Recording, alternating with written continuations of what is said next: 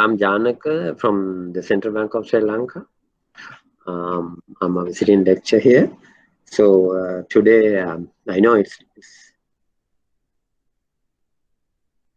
not that easy to have the online classes anyway. It's not like in person.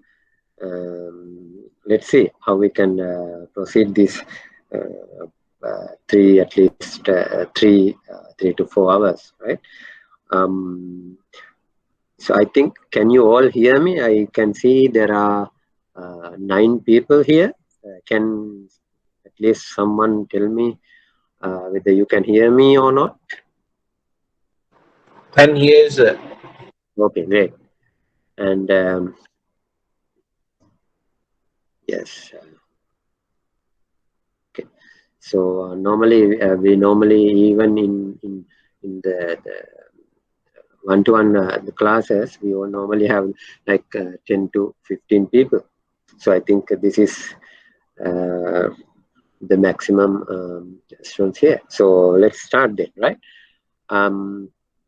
If I would like to have a dialogue, I know it's really hard to have a monologue.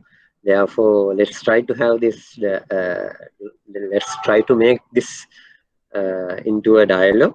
But if you are not comfortable or if you can't rest, I really appreciate if you can at least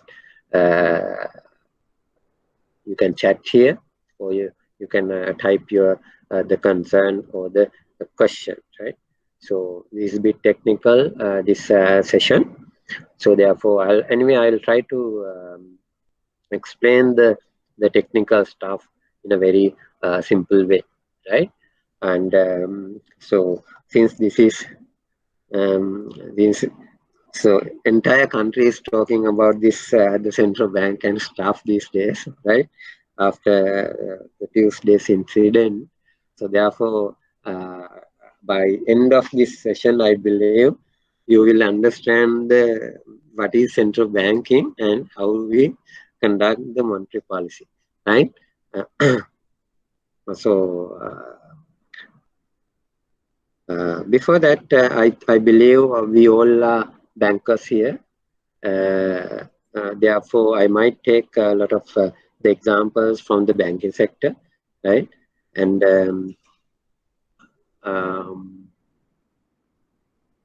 the most of the initial maybe the introductory part, you might feel a little boring because you know those things, right? But still, if there is anybody who cannot understand, or without this initial introduction, I will take little time to give this introduction, right? Basically what money is and all, because you already know as a banker, right? So I believe you also can see my presentation, right? So now can somebody confirm me whether you can see my slide?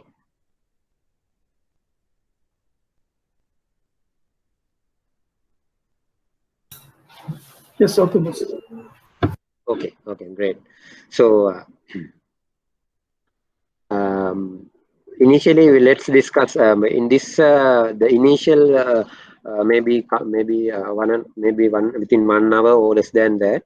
I will explain some basic stuff like what money, how we define the money demand, the money supply and all, right?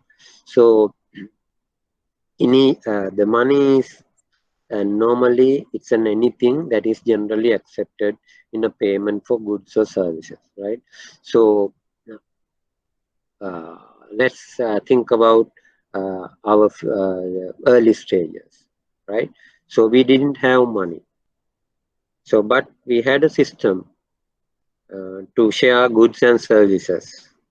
So we call that system as the Barter economy, right? So yeah, what is Barter economy then? Definitely, I will not follow this the slides. Maybe right. I might skip some slides, but I will try to maintain the flow. Right.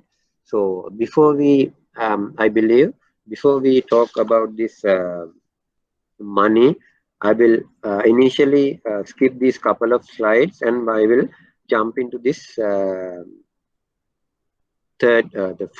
fifth slide, right? Let me start from there.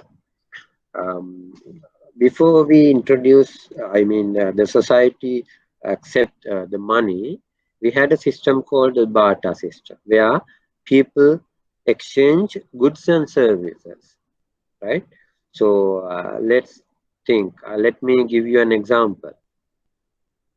If I am a producer, let's say I am a paddy farmer. I produce paddy. So that's all what I do. So in this barter system, if I need, let's say, coconut, what can I do under the barter system? I have to find someone who has coconut and who he or she should be, or he should be willing to sell his coconut by accepting my paddy or rice. You got the point? So then there should be definitely it takes time, because I have to incur a cost and time to find somebody who has coconut under the barter system. So carrying a rice packet or the paddy bag, I have to search a person who has coconut. That is a barter system, right? So let just think that there is a person who is having coconut, but he wants to have milk. Then can I exchange my goods with him? No. Under the barter system, because he wants milk but not rice, even though he has coconut, right? So and then that guy has to search for a person who needs uh, coconut, and also he should be willing to sell his milk, right? Therefore, under the barter system, right? Uh, so it incurs a lot of cost and a time to happen any transaction, and also it is usually a bilateral, right? So most of the time it's bilateral, but it can be multilateral. If we have three persons together, we can share the required goods among those three people, right? So are we having this barter system now? Do you have any example in the current practice? So I think you have heard this called, I don't know the English word of the Attam Krame in Sri Lanka. So people basically in the remote areas, right, in the villages, if we have a paddy field, we ask our neighbors to help us, but we don't pay for them. Whenever they are going to have their work at their paddy fields, I and other people should join and should help you. So that is a sort of a system called the barter system right now we have, right? So now at current practice, we can't see any barter system anywhere in the world. But if you can remember, in 2016, late 2016, India, the Prime Minister Modi, he suspended or revoked the usage of 1,500 notes in India. Can you remember that? The India's financial literacy is not improved like Sri Lanka, and also they have normally, for the people who live in remote area, they have to come all the way, maybe around 100 kilometers to reach a financial institution, right? So during this demonetization, right? We call the technical word is demonetization. The 1500 demonetization. So people did not accept, even during that period until the deadline, people did not accept those two nodes, 1500, right? So instead of that, in India, particularly in the remote area, people started this barter economy, sharing goods and services rather than having so-called money, right? So now you have a better idea about the barter system, right? There are a number of issues we had in our barter system in the past. So it incur a cost. You need a lot of space to keep that particular good social good basically, right? Just assume I have a farm, right? Um, then I need a lot of space to have a maybe cow or any kind of horse or any pig or any kind of animal, right? If I want to share, let's say I want to eat pork, right? So what should I do? I only produce the paddy or rice. Then I have to purchase pork by giving rice or paddy. Then in the barter system, I have to purchase an entire pig, right? Then so I have to solve maybe 5 kilo, maybe 50 or 100 kilograms of rice to purchase a pig. So, but I don't need the entire pig, right? I need maybe less than a kilo of pork. So in that case, we can't do that particular transaction. I have to purchase the entire pig, or he is not going to sell 1 kilogram of pork, right? You got the point. Therefore, it's very hard to um, divide under the barter system. But money, how is that? You can pay any amount of money using maybe a 10 cents, right? So without any issue, you can pay any amount of due payment, right, by using the money. So the capacity to carry out the barter transaction is therefore limited, right? So don't forget, we had this system. අපි අර ගල් යුගය කියලා අපි ඉගෙන ගත්තේ. During that period, we had this barter system, right? So in the next slides, explain the limitations of the barter system, right? So I don't want to explain each and every. Those are very simple things, right? Even it's explained in the pictures, right? So take this one: advance of common measure of value. Under the barter system, you can't measure. Let's say your IBSL fee is now you can say 1,000 rupees per day, or 10,000 for the course, or 100,000, right? But if you have a barter system, how are you going to value that? The IBSL class fee is 10 pigs or 10 bushels of paddy. Is it so? You don't have a common the measure, right? So that's the issue under the barter system.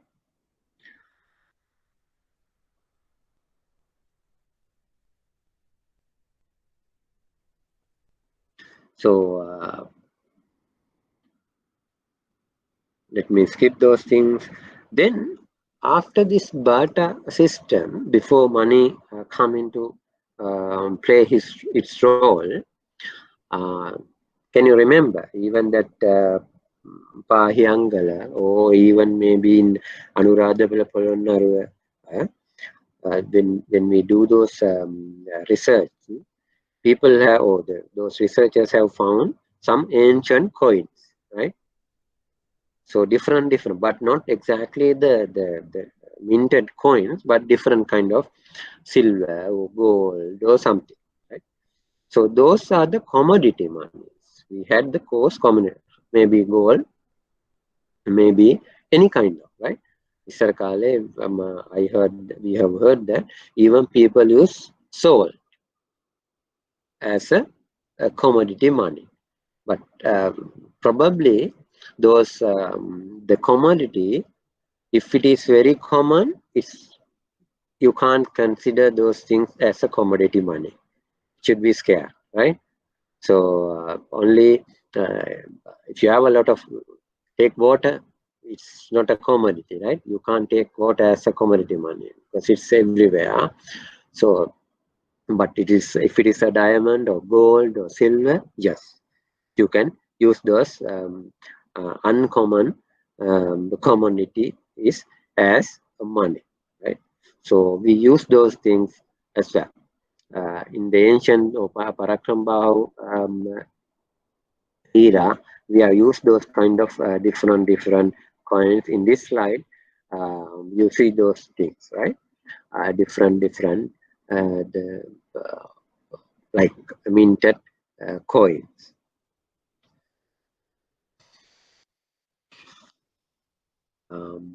This also gives some historical background about the coin, right?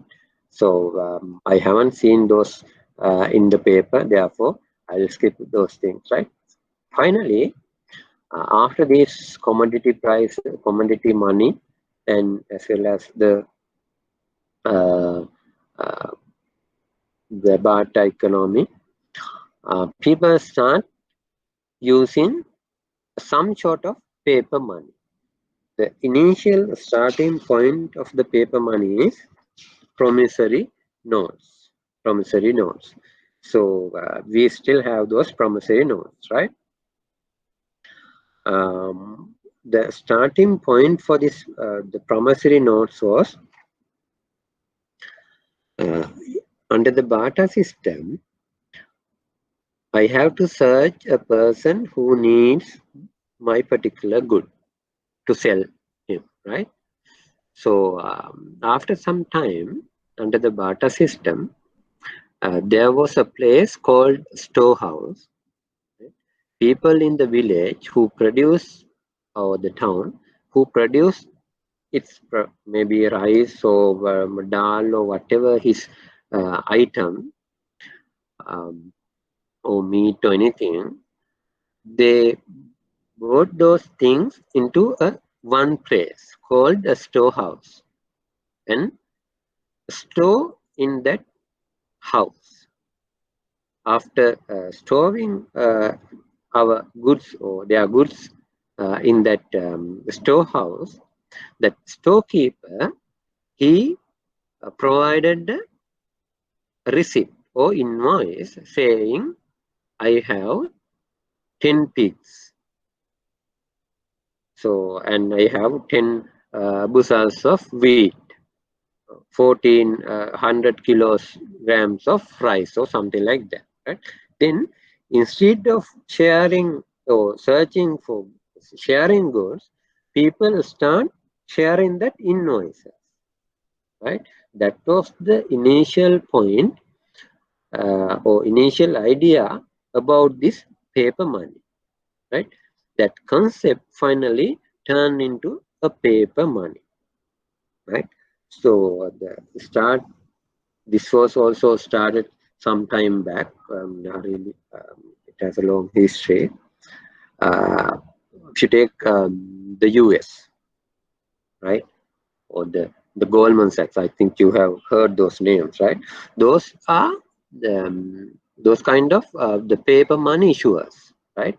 Those companies, they accept gold or some kind of the commodity money, and they provide a promissory note to the depositor saying, I would saying that you maintain this much of gold or some whatever the commodity with us. And a later day, he can take those the commodities back, or they can exchange those things. I mean the paper or the receipt or invoice, right? Whatever, right? So that was the beginning of money.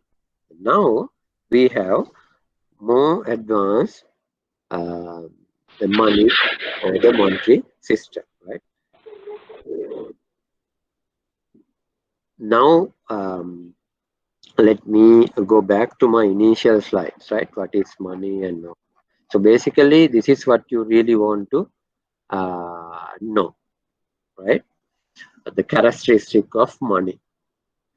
So you all know we have different the notes and coins, right? But this the acceptable uh, of a money is depend on the computers, right? So as a society, if you reject any, even though under this legal system, if you all reject, let me take an example. Now we have 5,000. If you give it 5,000 early in the morning to a bus conductor, it's not going to be good, right? So he might say, no, I can't. Please get down, right? So as a society, if we all reject 5,000 coin, then 5,000 note, then so at the central bank we have to withdraw that 5,000, because the general acceptance by the society for this 5,000 is now negative, something like that, right? If you all disagree with our 200 note, can you remember we had a 200 note and 2,000 note? The 200 note it has a natural death, right? So the, the durability of that particular note was less. අපිට සාමාන්‍යයෙන් coin එකක් වැරදිලා if we put into even washing machine, you can still use it, right, by ironing it. But that particular 200 note you can't iron. If you iron it, you can't use it again, right?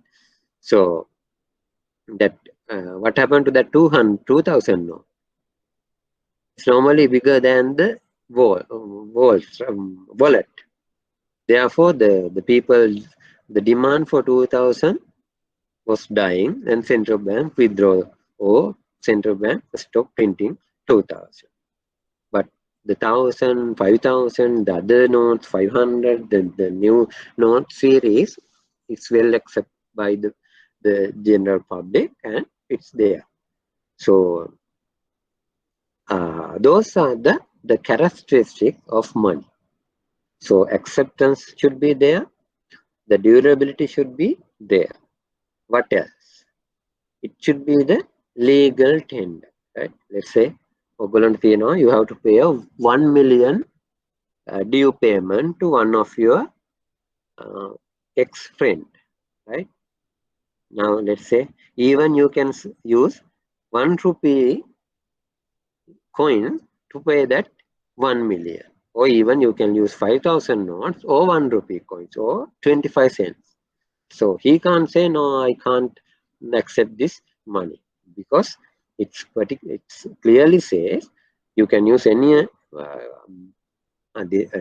kind of coin or note is a legal tender within the country, right? In Sri Lanka, what is the legal tender is rupees. You can't use dollar or any kind of euro or sterling pound to pay any due payment in Sri Lanka. So we have dedicated the financial institutions and some people to accept or to do those foreign currency related payments. But you and me in the retail market, we can't use those currencies, right? That is not a legal tender in the country. The next point is the divisible. So we have from 10 cents to 5,000 notes. So you can easily divide anything, right? If your the water bottle is 25 rupees, you can easily pay.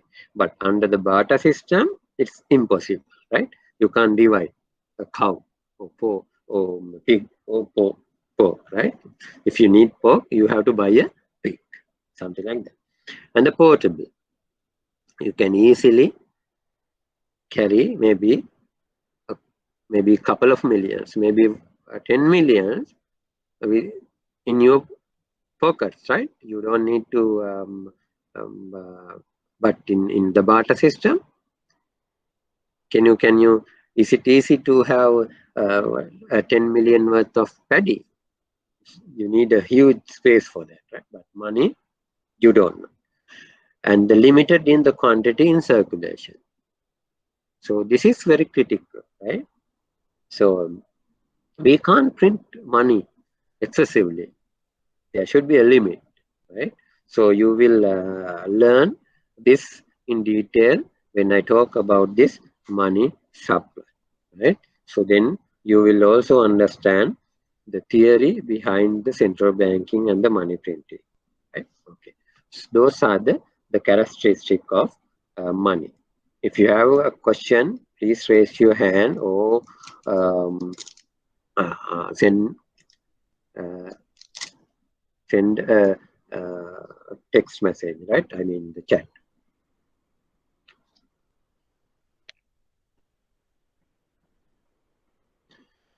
So why um, you demand for money? So why do you demand for money? There should be a particular reason for that, right? So we called what, because the money can do some particular things, right? Therefore you demand money. So next we are going to understand that is called the functions of money.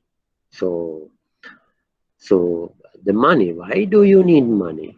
It's a medium of exchange, right? You can buy and sell anything by sharing with money, right? You can buy, if you have money, you can buy a bread or a frock or trouser, right? So, so that purpose you demand money, right? So therefore, the main function of money is the medium of exchange, right? Then the next there are four functions of money. It's a unit of account, right? Even when you are working at the bank, um, how do you maintain your account in rupees, right? So you use the monetary value for accounting purposes. Very simple example is, so how much is this water bottle? 35. You can value any particular good or services using money. Money is the common stand for measuring relative worth of goods and services. You can compare the goods.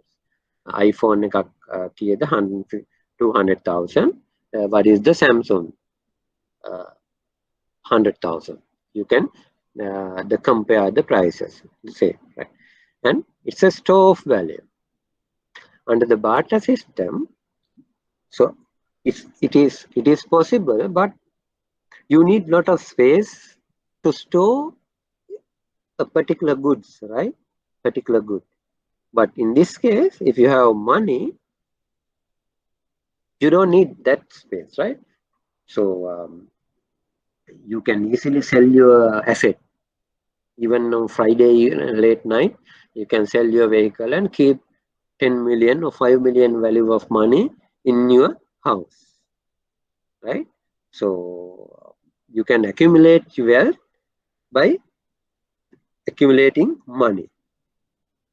But under the barter system, it is possible, but it's very inconvenient. You can't accumulate wealth, accumulating pigs or rice, right? Because with time, there should either it's declining or the value goes down, right? But in the case of money, no, it's very convenient and you can store.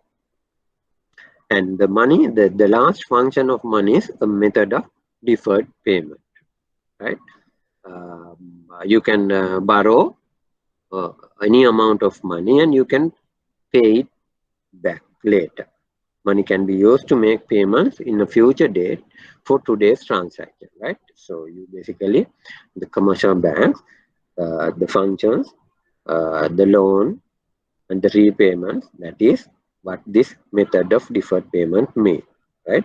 So those are the major, the functions of money.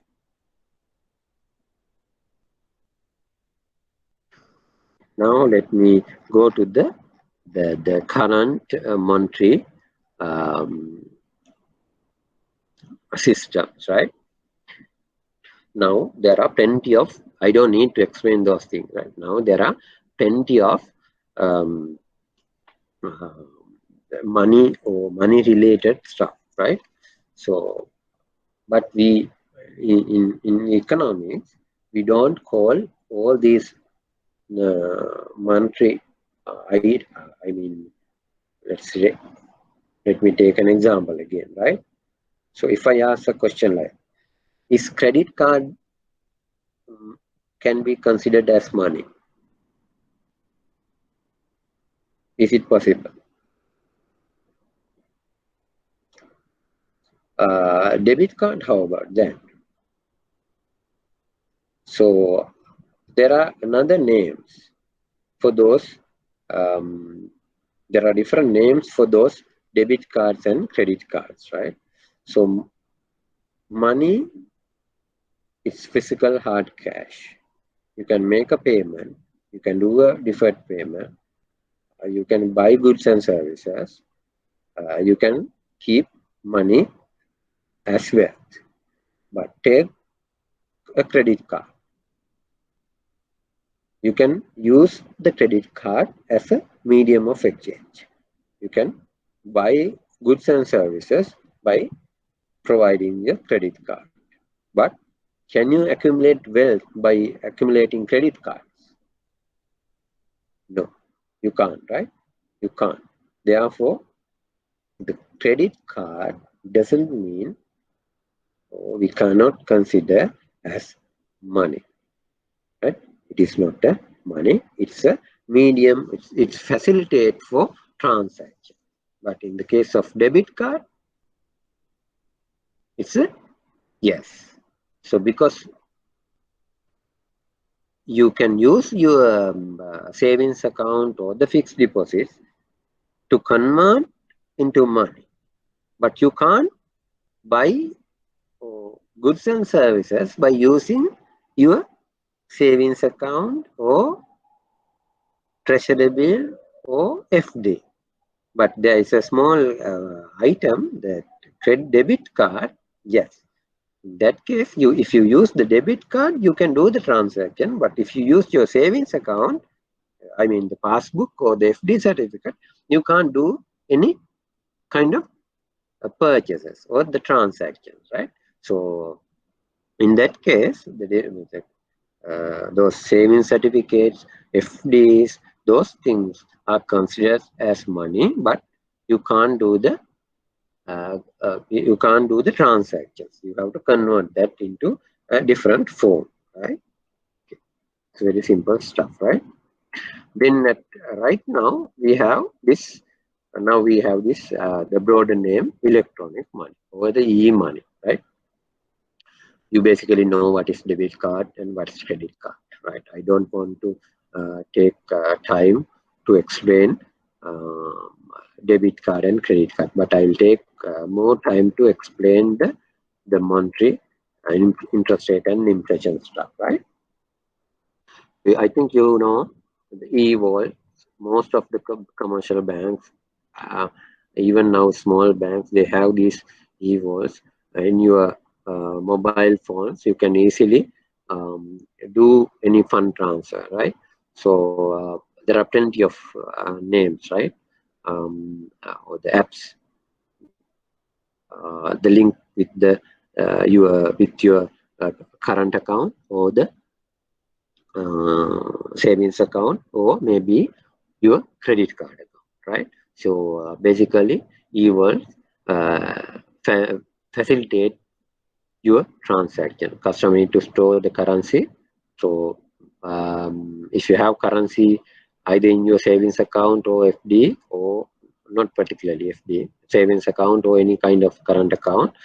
So, or if you have the limit in your credit card, then you can do a fund transfer or online transaction using your e-wallet. And the virtual currency is the latest development. I think you have heard that. So you can um, convert your hard cash into a virtual currency. I think everybody should have at least some idea about the Bitcoin. Right? Bitcoin is a virtual currency, and also your beloved Mark Zuckerberg is also planning to have a virtual currency called Libra in the Facebook, but he's still struggling how to implement across the globe, right? Because a number of the leading central banks in the world, including the Federal Reserve and the European Central Bank, they haven't put a green light for their virtual currency yet. So there could be a question like this, right? Let me introduction of a virtual currency, the future, what would be the future repercussions? So will it facilitate the modern banking, or will it destroy the modern banking? Explain or criticize or something like that, right? So you can argue for both sides.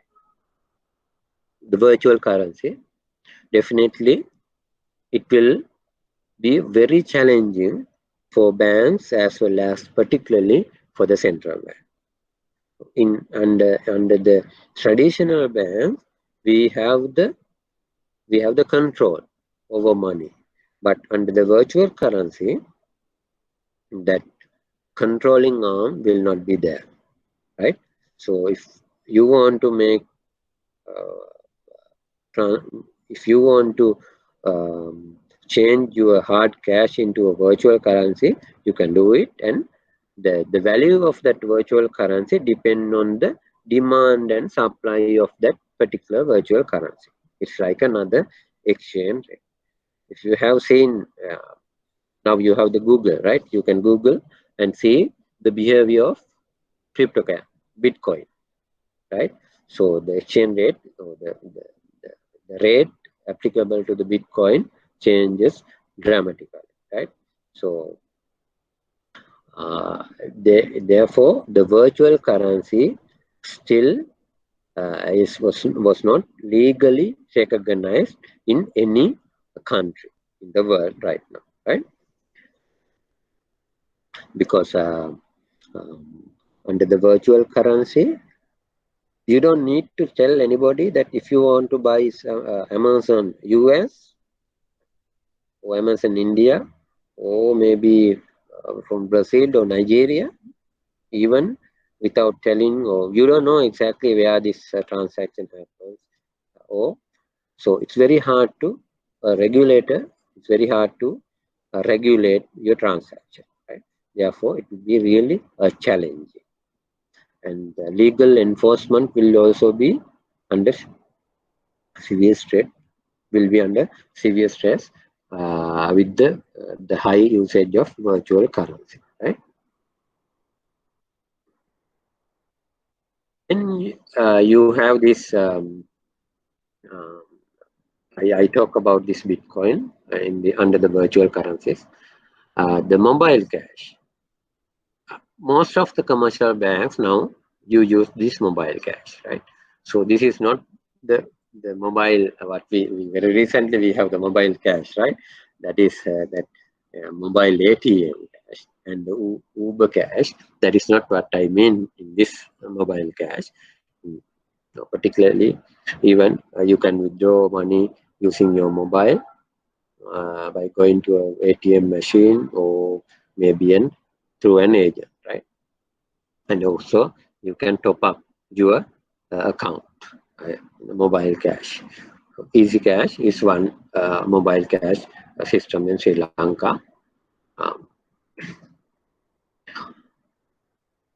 Then we also had this early stage, we had this gold standard, or gold, we use gold as money, right? Even in ancient period, even not that far away, right? Even just before the independence, our main reserve was maintained under the gold standards, right? So technically, I haven't seen those in the paper, therefore I'll skip those stuff, right? But now we are getting to the theoretical part.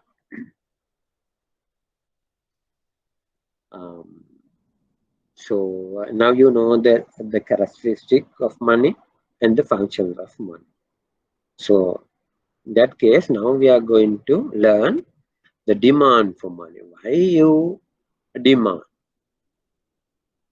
right? So normally money, I believe everybody should have an understanding. Normally each and every good in the society what we have in right now, there is a demand and the supply function, right? So I believe you all know this normal, the traditional demand supply curve. Right? This is our demand function and this is our supply function. This is price and this is the quantity.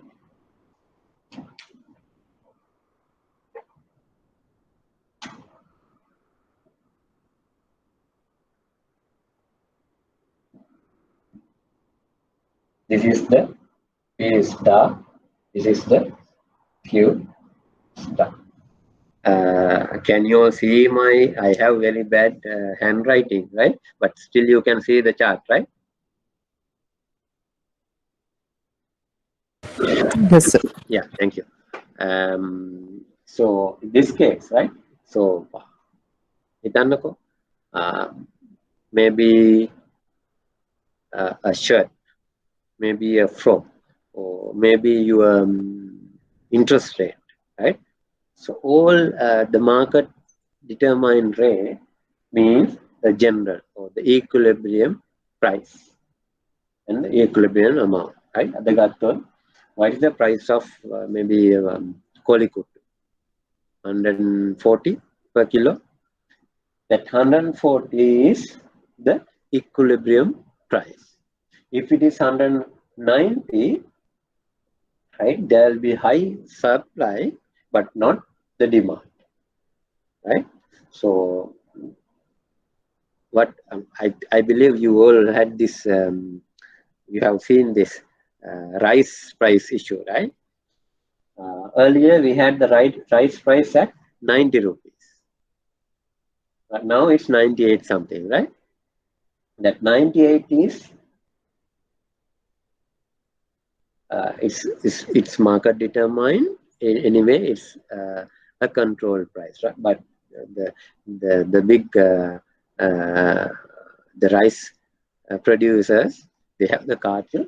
They somehow manage to influence the government to have their equilibrium price as the control price. Now that 98 rupees per kilo is the equilibrium price, right? So that 90 is a lower price. That's why they want to have a higher price. So my what I want to tell you is each good, right? Whatever you pay for any goods or services, that price is determined based on the demand and the supply of that particular goods, right? So if you take the exchange rate, what is the exchange rate? It's 186 now, right? That 186 rupees per $1 means the demand for dollar and the supply of dollar. It depends on those two things that 186 per dollar is determined. Right? Is it clear? So In our case, what we are going to understand is the demand for money, right? So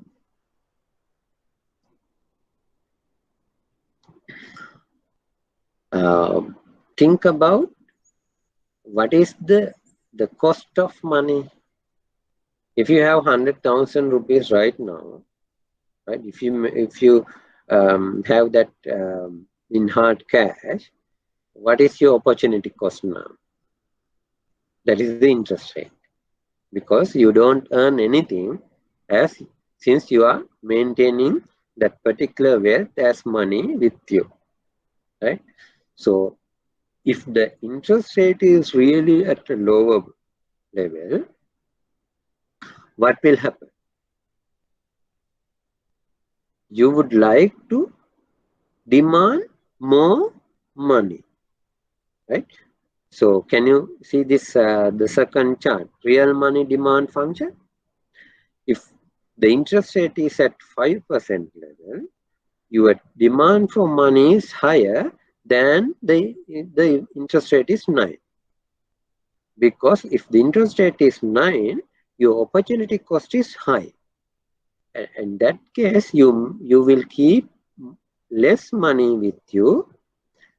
That means you will deposit your extra money with the bank at a higher interest rate, right? So what I demand for money in this case is the willingness to have or willingness to maintain the cash as it is.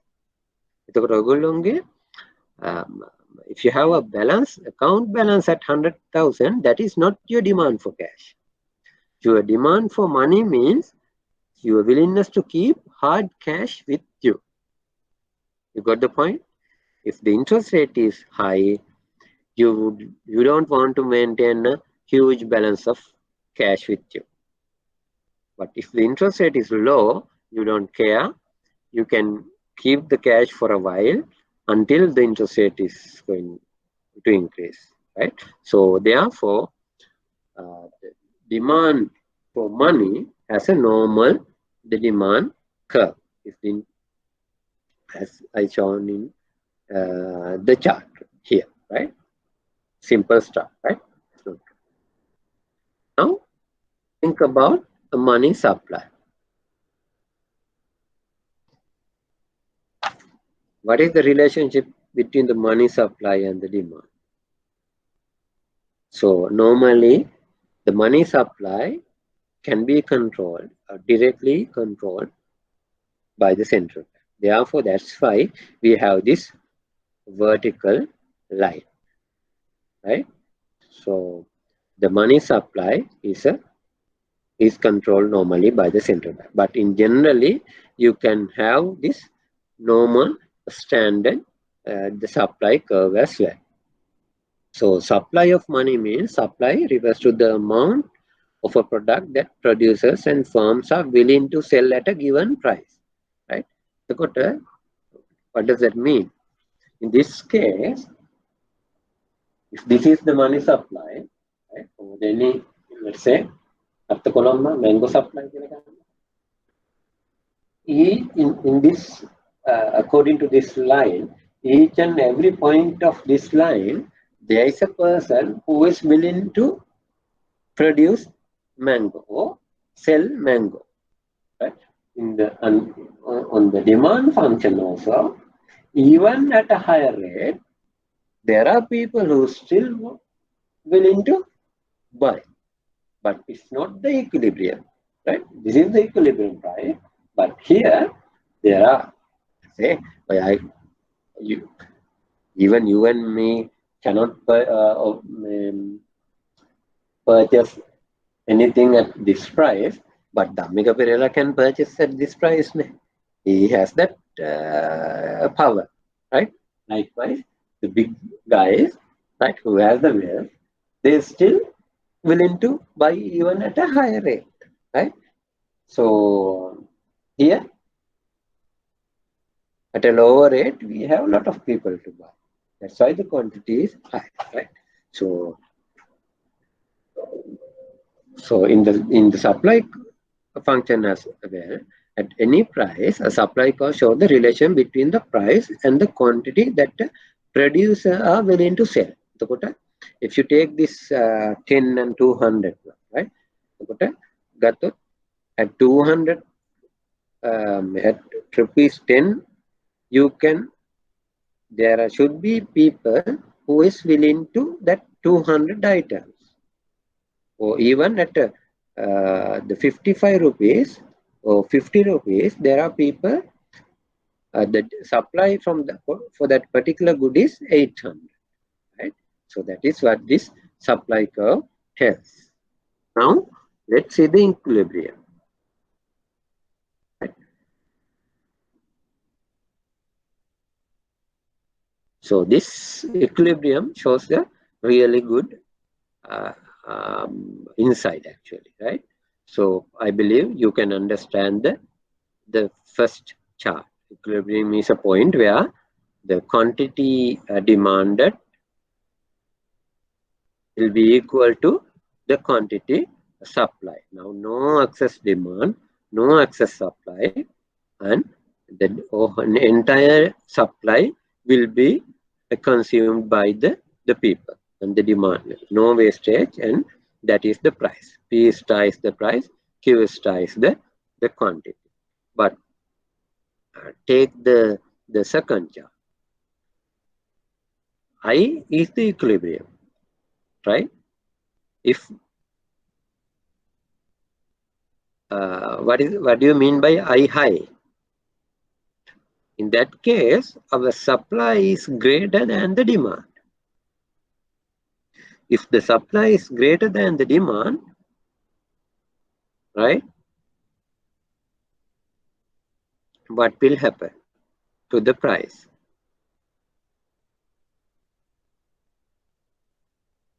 Let me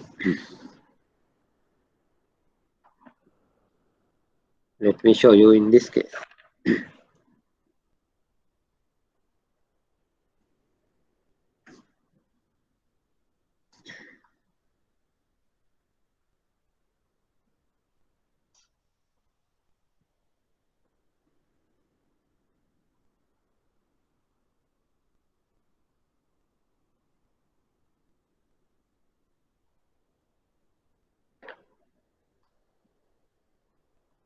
A, point A.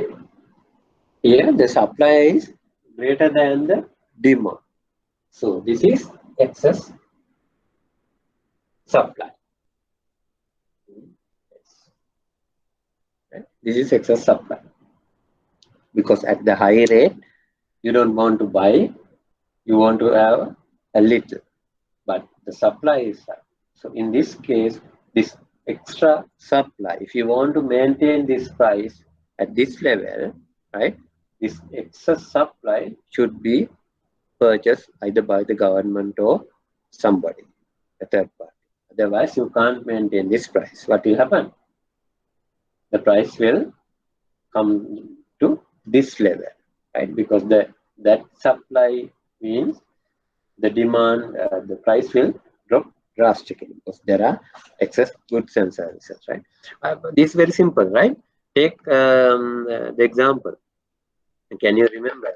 Maybe a couple of months back, we had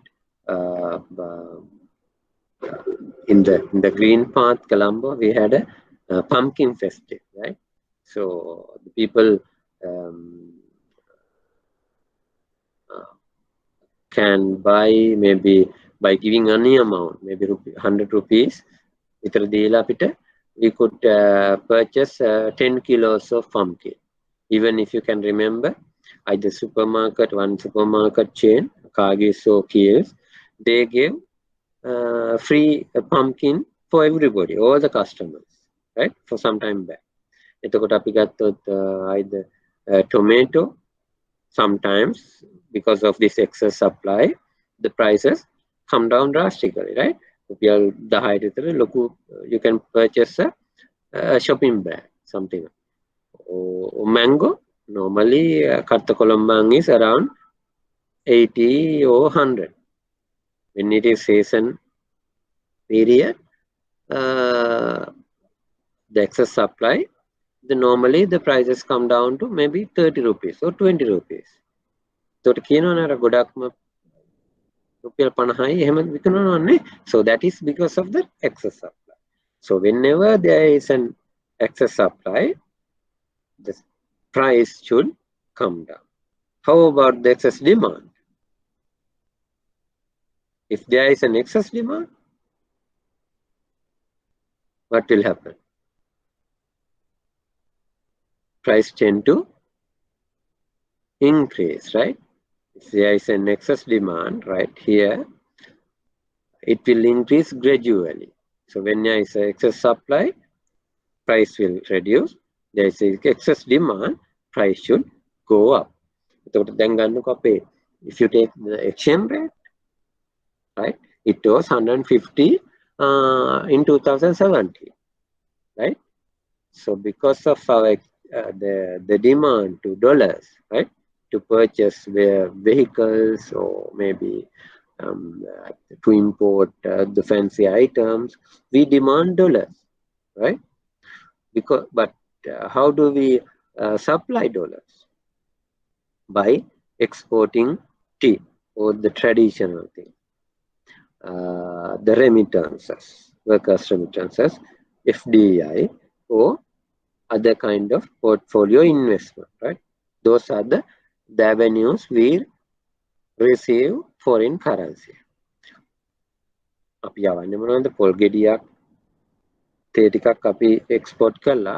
We import those fancy the vehicles, Land Cruisers and BMW kind of stuff, right? So we demand more than our supply. What will happen to the exchange rate? It depreciates, or the value of our currency reduces. So we need more rupees in terms of to purchase a dollar, right? That is excess demand, right? I think now you have a clear idea about this demand and supply, right? Basically, this is a bit technical. I am not going to explain this in theoretically, because in the exam you don't have this what is MD P into LRY, those kind of equations are not addressed there, right? But I'm telling you the entire story. This is the money demand equation actually. It's a function of the income and the interest rate. So let me draw those let me draw those things in the chart. Let me show you. All right.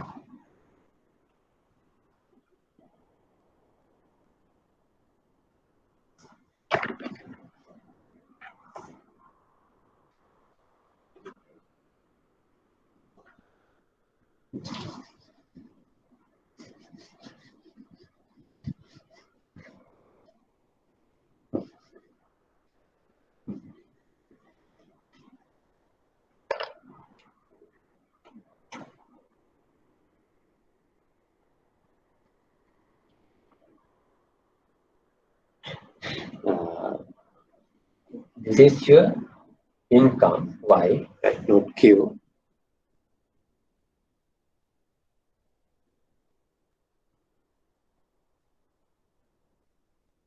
So when your income goes up, increases, what will happen to your demand for money? When you join the bank, your salary was let's say 25,000 or 50,000. So at that time, you had a little money. I mean, the demand for money means the willingness to maintain money as cash, right? A little. But when this is why you are, when income increases by 2, what will happen?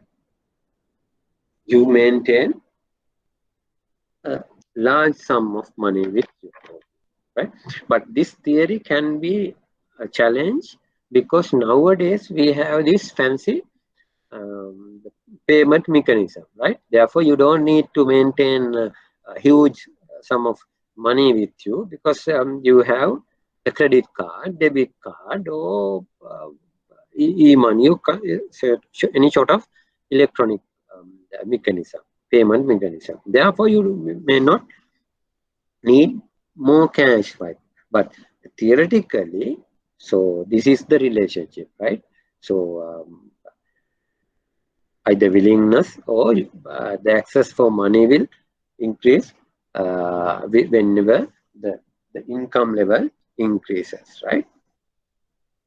So here I have to teach three uh, things. Normally the people demand for money for what? For transactions. You need money for transactions, right? There are three motivation factors for this money demand. One is the transaction purposes, transaction motivations, right? Because every day before you go office, you normally have a look on your purse, right? Or wallet. At least you need money for your transport, uh, maybe for tuk-tuk or the taxi or food, right? So therefore you normally have a look. සල්ලි කීයක්වත් නැතුව පාරේ bus එකට ළඟින් යන්නේ නැහැ නේ පාරට යන්නේ නැහැ නේද? At least you have, if you have 100% sure about your credit card, debit card and all, but still you have some money in your purse, right? So that is for transaction purposes. What else? What are the other motivation factors to maintain cash? The next one is the precaution measures, right? Let me tell you a story. Ne? So when we were schooling, right? Normally, most probably, Amma gave the money, ne? At least 100 rupees or 50 rupees for මොනහරි කඩචෝරු කන්න හරි එහෙම කියලා. So normally they give some money for transport and all, right? Before you leave, normally, can you remember when you were schooling, amma nan salli dunne, normally tata then ask how much did amma give you? You say 50 or 100. Okay, you can keep this either 20 or 50 or 100 for any emergency, right? Not for the regular transaction purposes, we sometimes maintain or keep some extra money for any urgent stuff, right? So that is called the precautionary, right? Hospital bus if you want to take a tuk-tuk or the taxi, you need little money, right? Therefore you maintain a buffer. So that is an precautionary motivation. Again, people has another motivation to maintain. So let me finish this off. So under the precautionary motivation and the transaction motivation, there is a positive relationship between the demand and the income. When income goes up, the demand for money, hard cash, should go up. There is a positive relationship. But there's another motivation factor that is called, I forgot the word. Sorry. Can somebody tell me the word? It's in the fingertip, but it doesn't come out.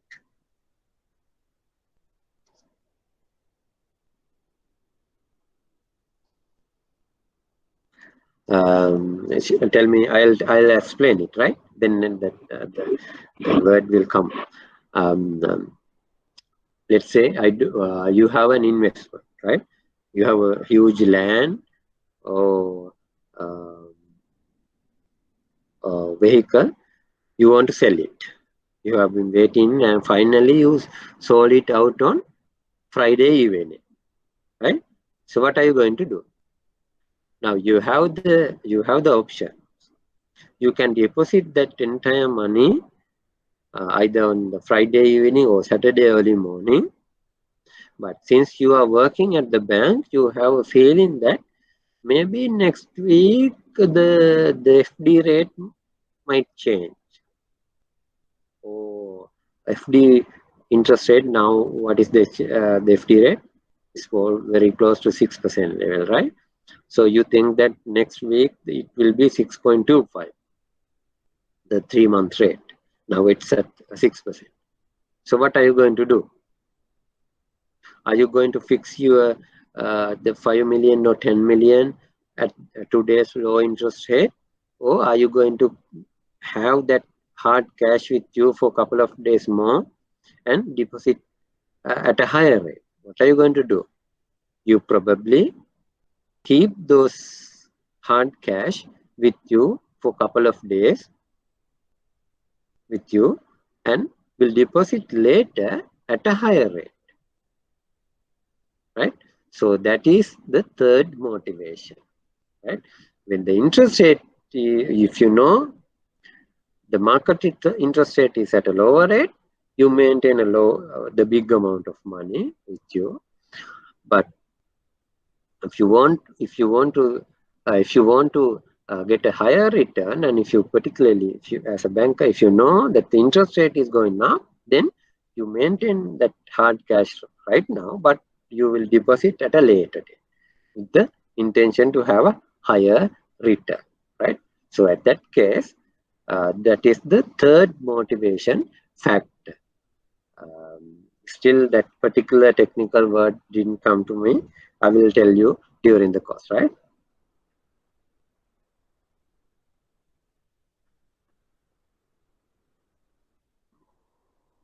Now, the supply.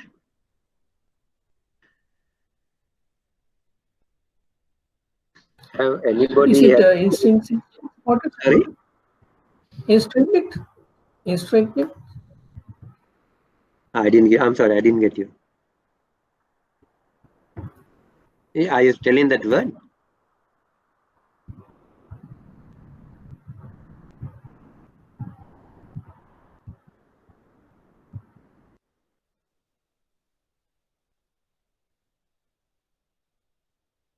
Okay. So I will tell that the technical word, right? It will come definitely. Anybody has heard this quantity theory of money? This is a basic example theory, right? There was an economist called Irving Fisher. He has developed this theory. The equation of this theory, there are a number of names for this theory. The money exchange theory, exchange equation change theory. There are the same same theory is explained, right? So here this theory explains the relationship between the money and the prices. Money and the prices, right? I'll use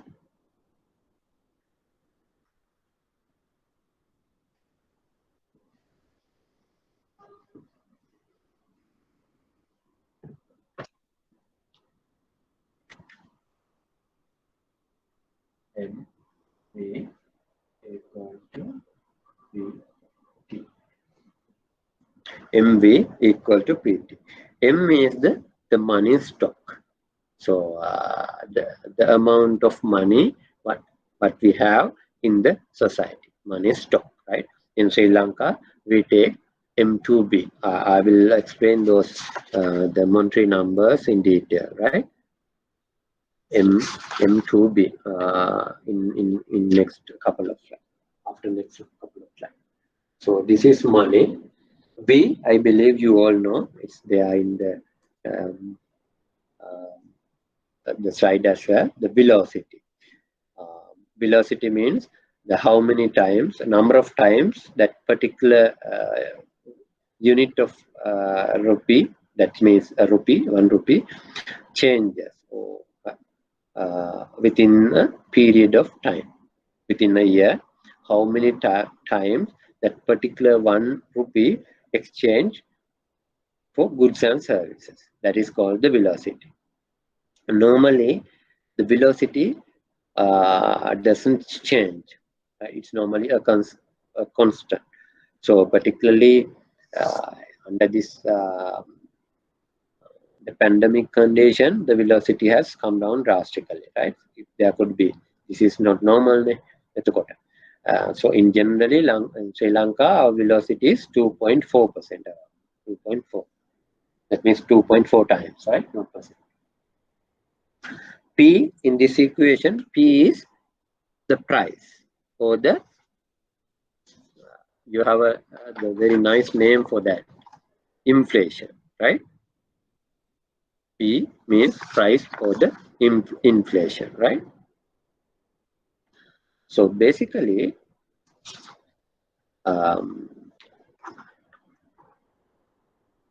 there's another word, Y. Y is the output or number of transactions, right? So in this, if you see the whiteboard, I use the T as a number of transaction, or sometimes we use P, either T or sorry Y. T or Y, it has the same meaning. If you use T, that means number of transaction or the output, right? Even the Y, it says output, right? That means that the GDP, right? Basically, very in simple terms, Y is the output of the GDP, right? If V is constant, let's take this dash here, right? So now, assume my the money supply is 3,000. That is the stock of money I have. M equal to 3,000. Right? I told you our velocity is around 2. Right? So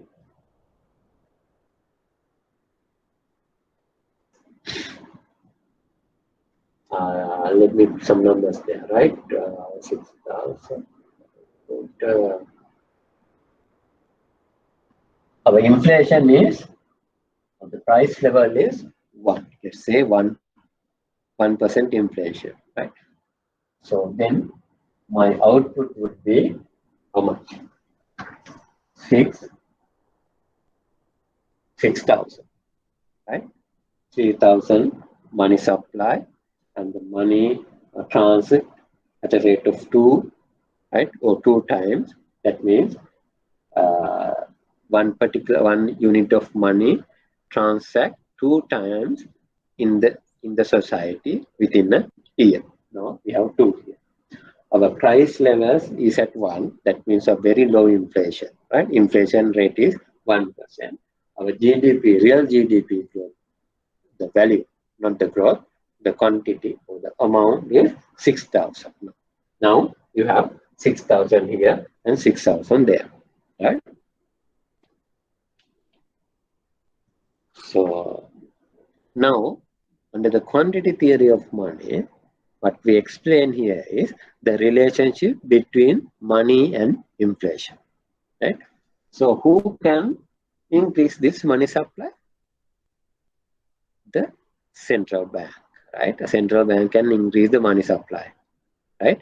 Central bank can increase. How? Either lower the interest rate, pump the new money to the system, right? There are plenty of ways, right? Let's take the pumping new money by giving credit either to government or the banks, right?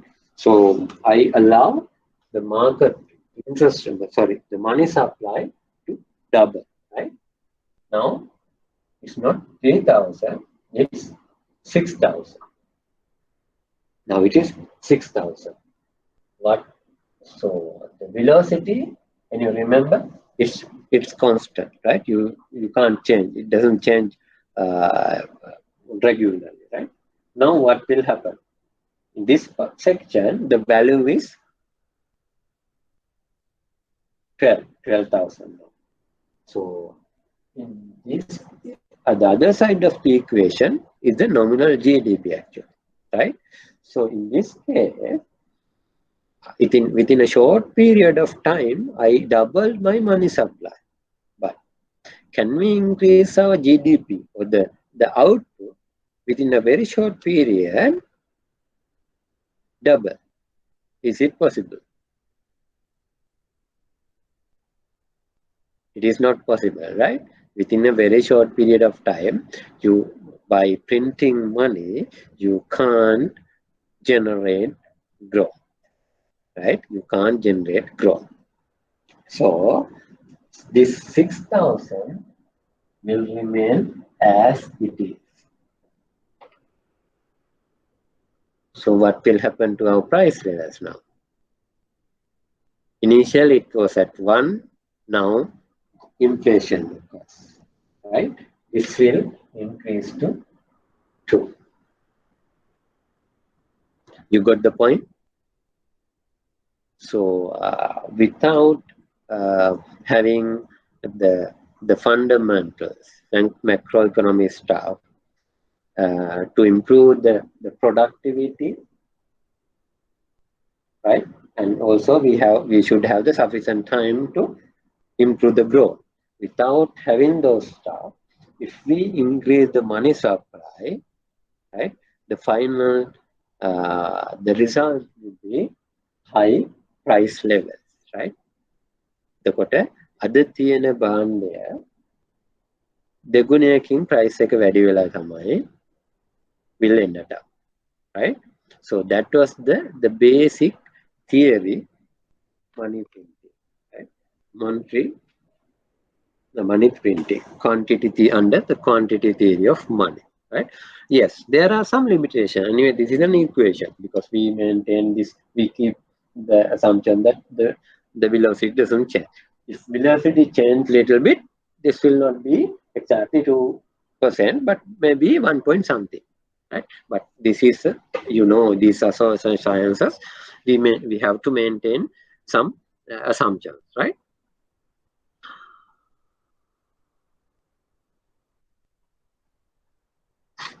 Is it clear, the quantity theory of money?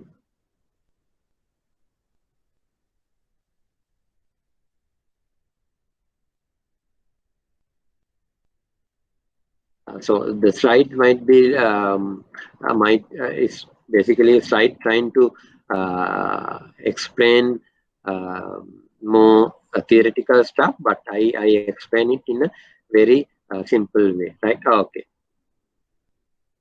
The speculative motive, right? I couldn't find that the motivative factor, speculative, right? That's right.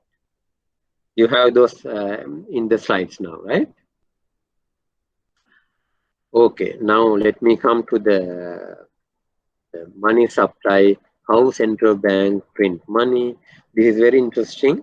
So today, at the end of this session, so you can tell your මල්ලිට හරි අම්මට හරි අක්කට හරි නංගිට හරි, right? Anybody, so you can tell, how central bank print money, right? So this is very interesting because of this after the last Thursday incident, right? Okay. So I'm happy to have questions as well, right, on this money supply stuff, right? You all know that there are so in economics, money supply is not only hard cash and coins, right? So money supply is the total amount of monetary assets available in the economy at a specific time. Normally, every month we compile our monetary statistics, right? You know, the Keynes, he is the master, the father of the economics, right? Actually, so there are a number of the monetary aggregate. So sometimes I use monetary aggregates is money supply compilation mechanisms, right? So the basic, the central bank money is called M0, M0, or the reserve money, right? Or the reserve money. So what is reserve money?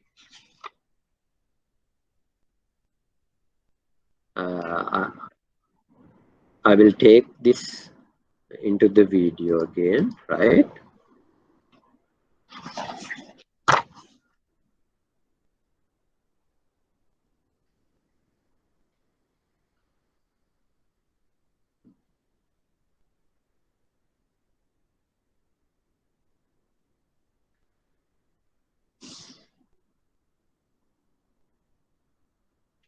I will write down the equation first.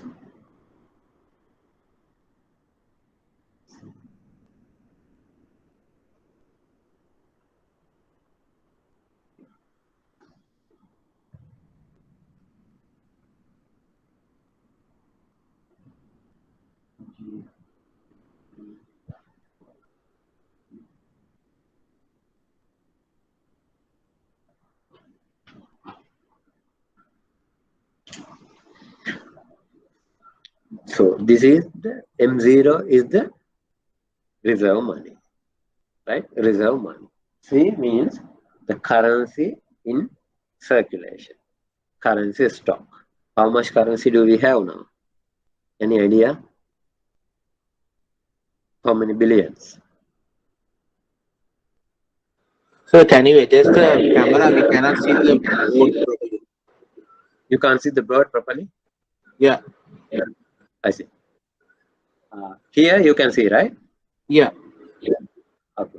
Maybe that side you can't see. Yeah. Okay.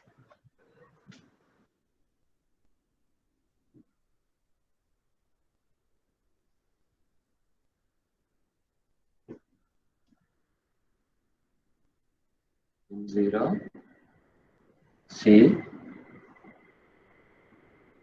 deposits of license commercial banks G4V plus V.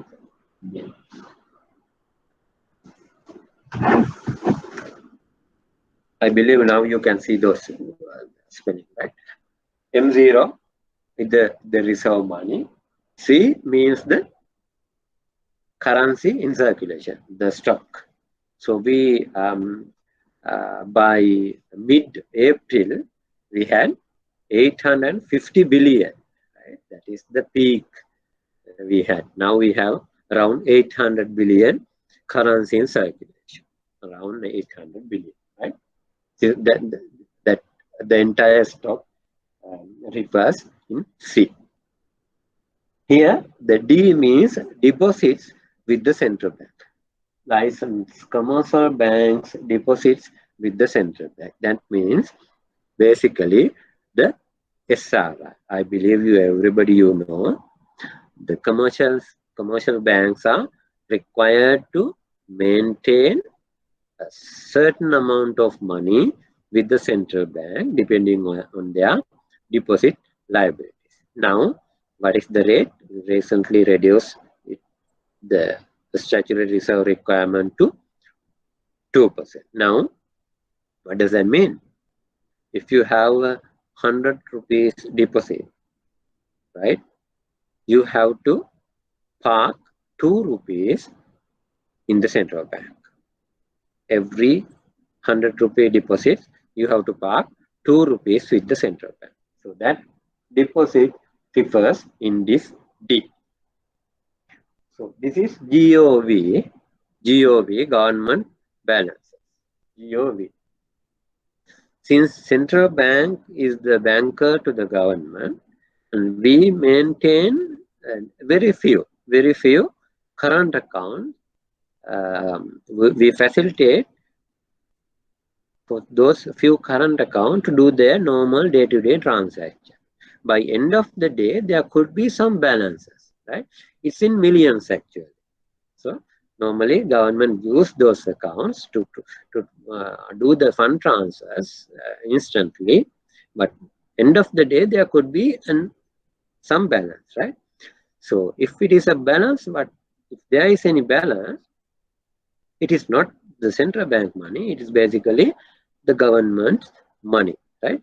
So that deposit liability will also be in our reserve money component, right? GOV, government balances, right?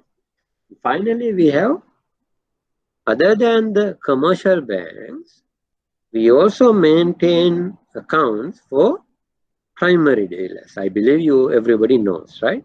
The primary dealers. So for the primary dealers, they maintain their settlement account or the current account in our RTG system, but they are not required to maintain any balances with us, right? So somehow by end of the day, there could be a marginal balance available, right? So normally that balance is around, it was around 1 billion, right? Less than or around 1 billion. After this perpetual treasuries, the freezing money, now we have around maybe a little bit more than that. So, but that amount is also in our reserve money, right? So look at those. These three parts are deposits with the central bank, right? Basically, you can simplify this equation. Reserve money is currency stock and the deposits with the central bank by financial and the government, financial institutions and the government, right? So this is the liability side of the reserve money. This is the liability side. I believe you all know as a banker, you have a liability side and an asset side, right? Even for you, we know the bankers, we have our liability side is really hard, the big, right?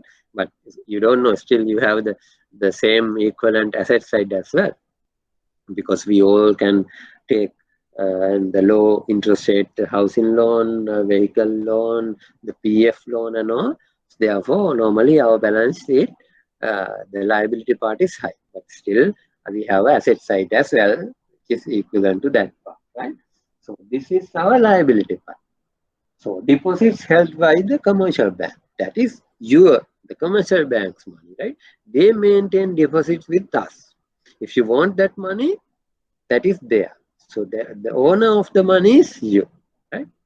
So government's balances, it's government money. The primary dealer's balances, that is their money, right? So how about the currency circulation? Is it an asset of the central bank or a liability? If you have 100, let's say 1,000 rupee note in your purse, right?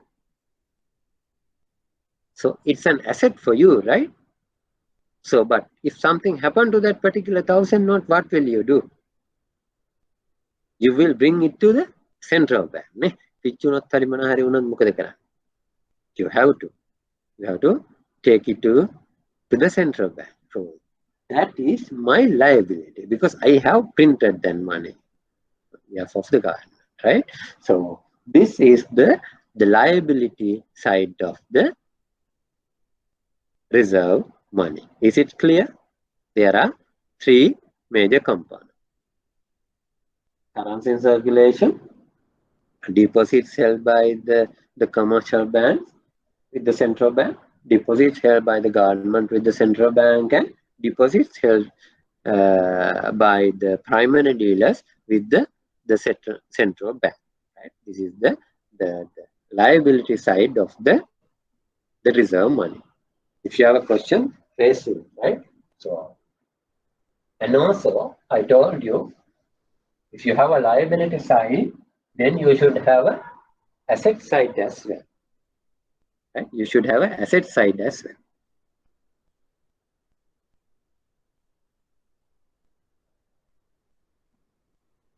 So I will use a T account here, right? This is my central bank balance sheet. Central bank balance sheet. This is my liability side. I will put C and D only. D means all the deposits. Right? I told you we have 800 billion cash and 150 billion deposits. 150 billion deposits. Altogether, my reserve money is for 950. Sorry, 950. This is my liability side. My asset side. What other assets what I have? Then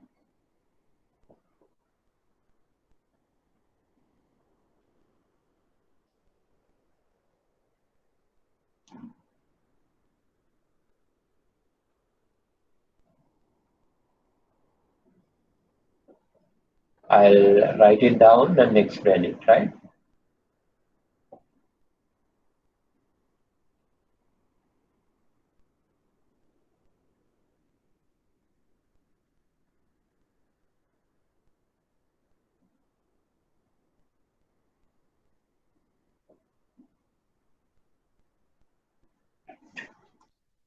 So the first one, I believe you all have a piece of paper, right? Net foreign assets, NFA, net foreign assets. Shuddha Videsh Sanchit, net foreign assets. So you all know central bank is the banker to the government, and also central bank manage the country's foreign reserves, right?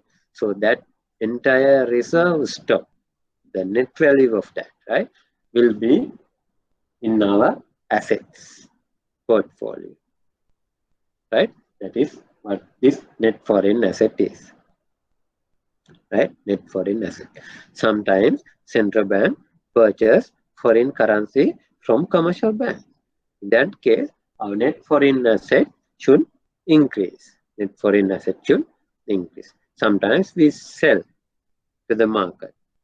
In that case, foreign assets decline. Sometimes we have to pay government debt using the foreign reserves. Government gives the rupees and we have to pay it, that due payment in dollars. In that case, net foreign assets decline. So, any idea about our foreign reserves? How much do we have? 6.5 billion, $6.5 billion in our foreign reserves, right? So that is net foreign asset. So how do we maintain our net foreign asset? What are the instrument we have under that? We can invest our money in US Treasury. So we have all these, the internationally recognized the major currencies, right? From yen to US dollar, right? The major development. We maintain those accounts with the particular central bank, That means, I believe you know those technical words, right? The nostro account, we call nostro account. Our US dollar nostro account is held at the Federal Reserve Bank. Our sterling account is with Bank of England. Our yen account is with Bank of Japan, right? And I believe you also have nostro accounts. So if I take the Citibank Colombo, their nostro account will be probably Citibank New York. Standard Chartered Bank account will be Standard Chartered Bank New York, right? That is the first component in the asset side. So what is the next component? Since this is very technical, if you have any doubt, please raise your voice or raise your hand, right? Or stop me at any point, right? So this is the most important section of the lecture. Next is net domestic asset. Shuddha Deshiya Vatka, net domestic asset. So what is your domestic asset? What is your major asset?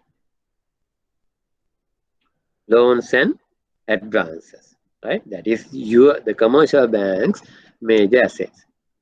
What is your major? The liability, the depositors. Total deposit amount is your major liability, right? Basically, you take deposits. That means you accumulate the liabilities, then you grant loan using that deposit money, right? So your asset side is filled with the loans and advances, right? In central bank asset side also we have that. So what is our loans? Who are the borrowers from the central bank, right? The major borrower from the central bank is the government. If you can remember, when we calculate the reserve money from the liability side, I told you we have some balances, right? The deposit balances. Because of that, we always use the net value, right? Net value. This is NCG, means net credit to government. Net credit to government. රජයට දෙන ශුද්ධ ණය. So net credit to government. How do we give credit to the government? The central bank. There are major two ways to give credit to the government. One is by purchasing treasury bills, government securities. Rather, I would like to use the word government securities, right? Whenever the central bank, if we purchase government security into our portfolio, it increases the credit to the government. It increases the credit to the government, right? So that is one thing. There's another, the way of provide credit to the government, that is called provisional advances. Provisional advances. I think you all know that the government every year they have to present a budget for the next year. In that budget, the government in the government they announce their revenue targets or the revenue estimates as well as expenditure estimates, right? So every year the government has to start from zero, right? I mean, when the accounting purposes or budgetary purposes, they have to start from zero. So in that case, the Montreal Act, which is the guidance, our regulator, the book, right? Our legal document, Montreal Act. It provides us some the provision that central bank can provide short-term loan to government, right, as a credit. So based on the government estimated revenue, right? Let me take an example. For 2019, government estimated revenue was in the budget, right? Government estimated revenue was 2.4 trillion. Billion වලින් 2400. 2,400 billion. So the Montreal Act says the central bank can grant 10% of that revenue estimated revenue as a credit to the government. Normally, the very first day of the year, January 1st, or first working day of the year, government takes that credit. Last year, the total amount was 240 billion, right? 240 billion. But this is tricky, right? That provision says that government, that 10% staff, the government has to repay that 10% within 6 months. That means if you take the loan 10% from the central bank on January 1st, you have to pay it back on before 30th June. But after that provision, it says Montreal Act, the amount of credit under these provisional advances cannot exceed 10% at any point. That means, yes, they have to repay that within 6 months, but still you can maintain that amount up to at any point. What does that mean? If they repay that amount, very next day they take it back because they have the lever. They have the provision says the government can maintain at least 10% of estimated revenue as credit from the central bank, right? So technical accounting purposes, what governments normally do, they repay the amount, but next day they take it back. Then it's create another new transaction. Before the December 31st, they pay it back again and take it back. So in that case, every year we don't want to give that entire 10%, right? So now take an example. Last year I told you our value was the credit to the government under the provisional advance was 240 billion.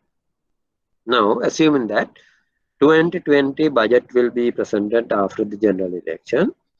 So let's say government estimated revenue for 2020 is 3 trillion or 300 billion. That means we have to give 10% out of that 3,000 billion. That means 300 billion. So we have already given 240, right? How much should I give now?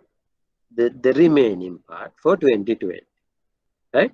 So every year what we do is we pay the balances, right? Last year I have already given 240, so that is there. This year the amount is 300. Now what is the amount I should pay? Additional 60 billion. So that is the new money. So whenever I give a credit to the government, if I increase this provisional advance or the treasury bill, what does that mean? The central bank has to print new money. So whenever I provide the provisional advance to the government, we have the fancy printer, right? We have to print new money and give it to the government. So this happens when we transfer the profit, right? As you know, BOC, People's Bank, NSP, the central bank, all are government-related institutions, right? So BOC, People's Bank, if they earn profit, that has to be transferred to the government, right?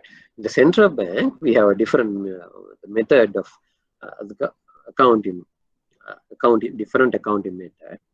So when we earn profit, right? Profit is a byproduct of the central bank activity, right? We are not profit oriented, right? Profit is a byproduct.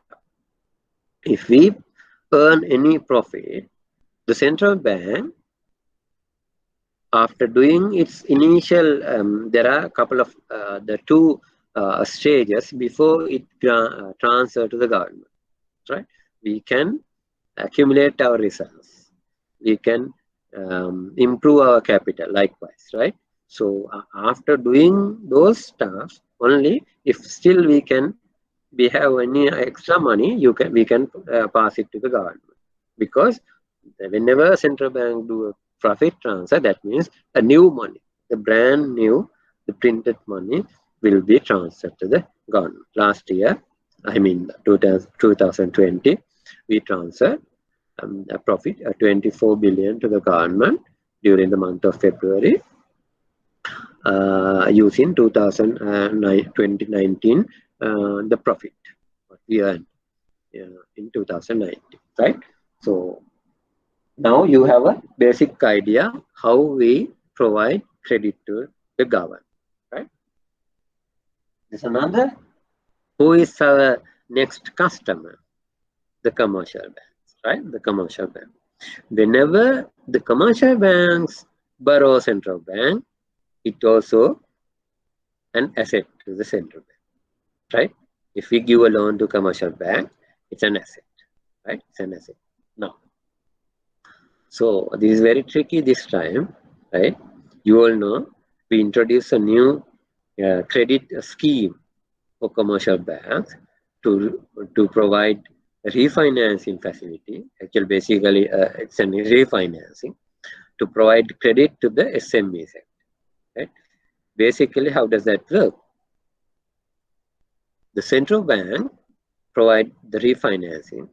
That means you grant the loan and you reimburse that from the central bank, right?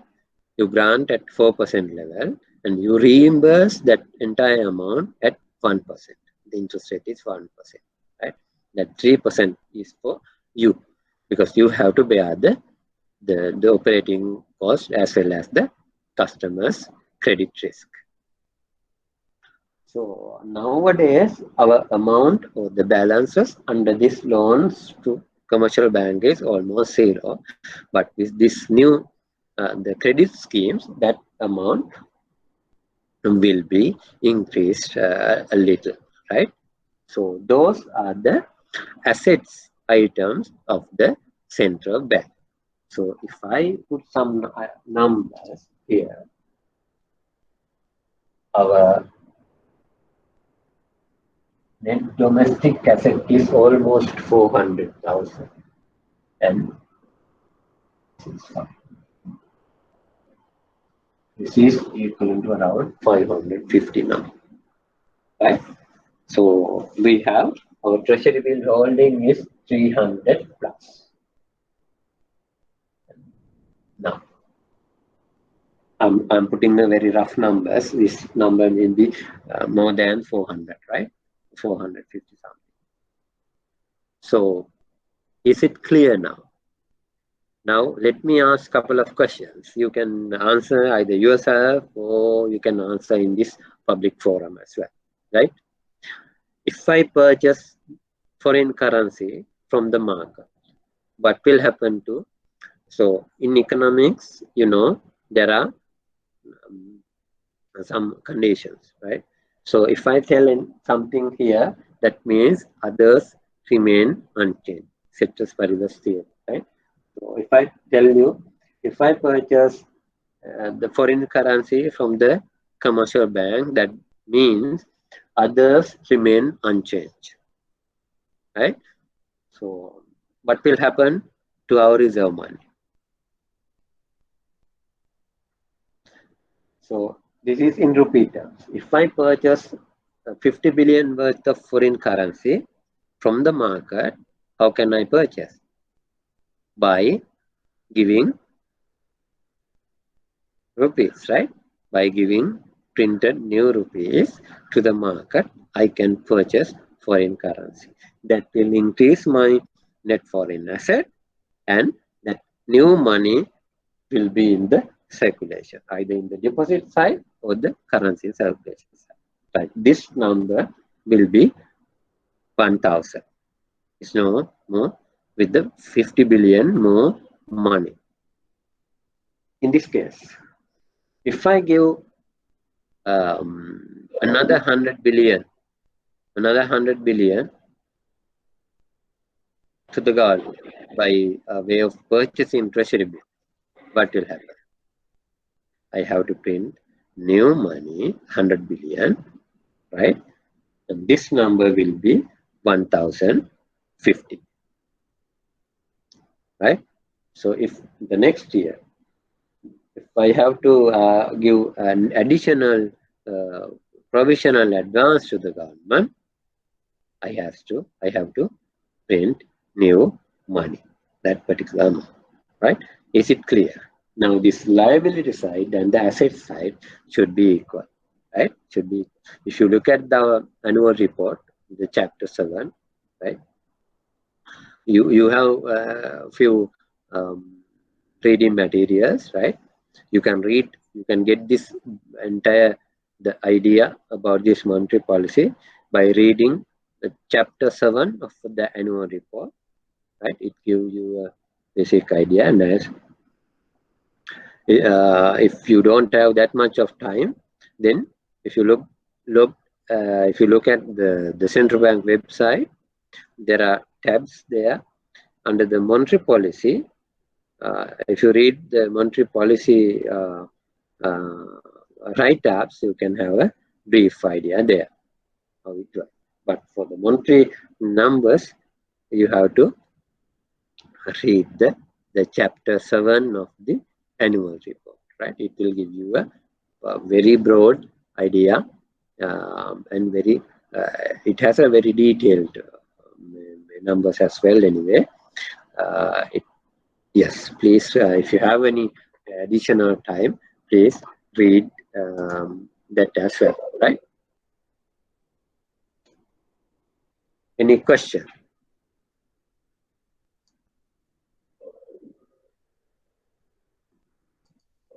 Is it clear now about the money printing, right? So now you know two theories: quantity theory of money and the central bank print, right? What will happen if we print more and more and more money, right? What will happen to the price level? That is a concern, right? That's why we cannot print money blindly, right? So there are a couple of examples for this.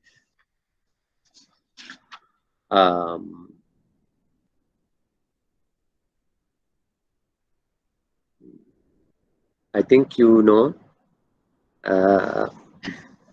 the World War I, right? 1940s. After the World War I, right?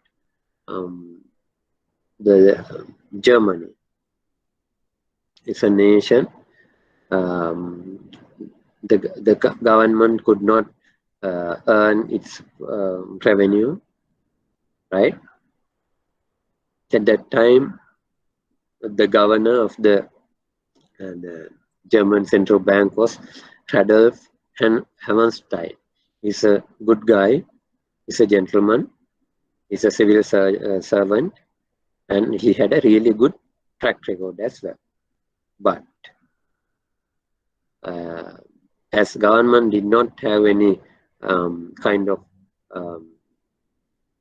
the revenue mechanisms just after the war, right? The government asked money from the central bank. He had no choice. He had to print money, right? Then what happened? I will put some numbers here, right? I can't exactly remember the exact numbers, right? In 1920, the German currency was German mark, right? The German mark. 1920, $1 was 7 German mark. In 1 year later, it is 79 German mark. After another year, that means 2021, it is 117.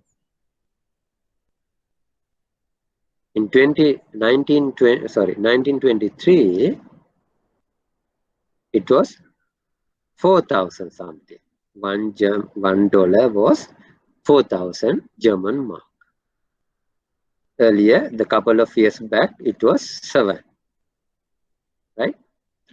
In 1924, very close to 24, one US dollar was equal to 4.1 trillion German marks,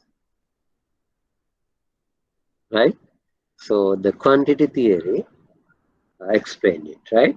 So during that period, that gentleman has to print money to finance the government funding requirement, right? Then nothing happened. You can't plant development by printing money. That's right. You know that the quantity theory of money, right? So money gives the initial stimulus, right? If I put some more money, you will create some demand, right? Take a simple example, right? So in this classroom, we have 15 people, right? So if I give you an extra 1,000 rupees, right, by just printing new 1,000 rupees to you, right, what will happen? You will enjoy, right? You will basically will consume more, right? You have an additional source, right? You can freely consume that money.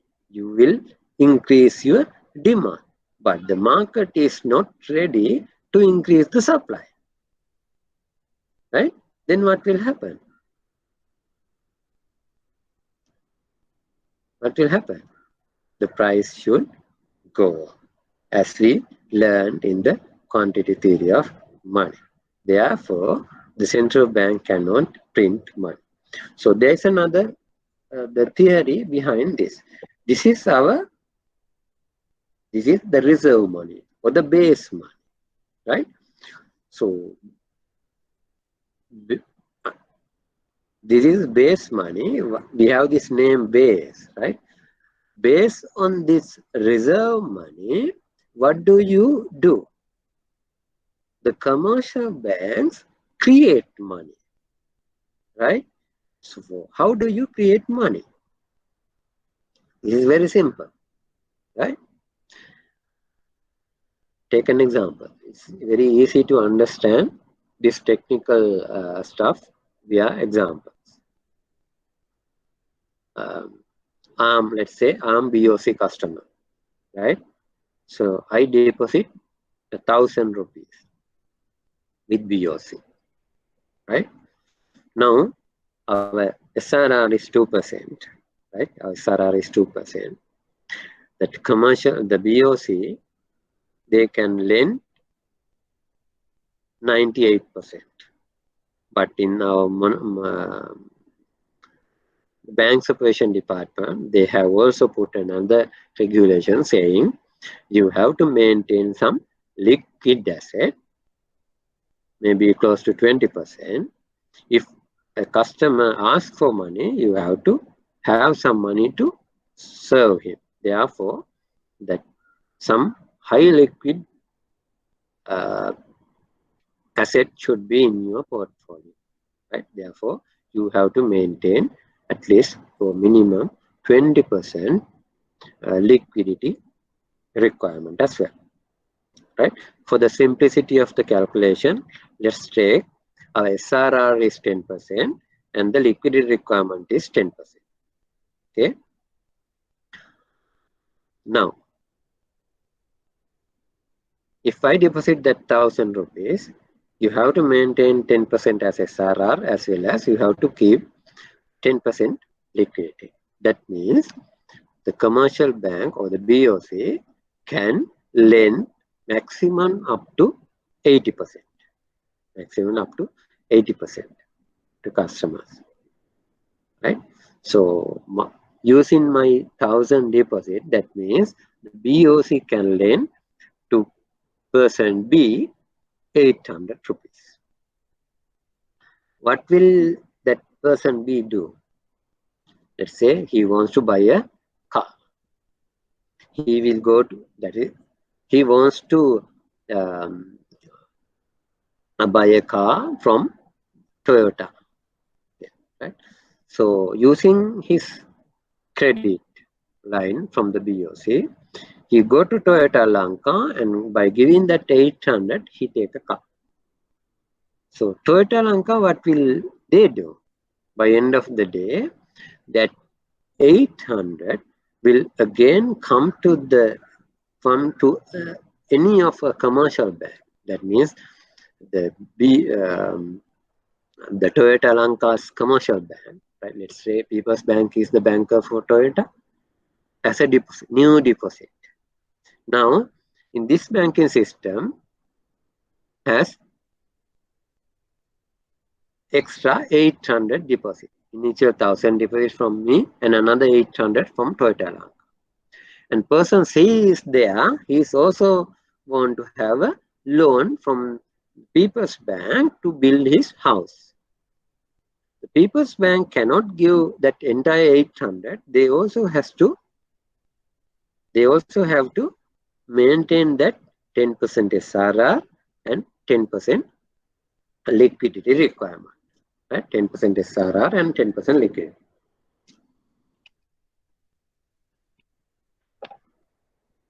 So that means 600 something, 600 plus something.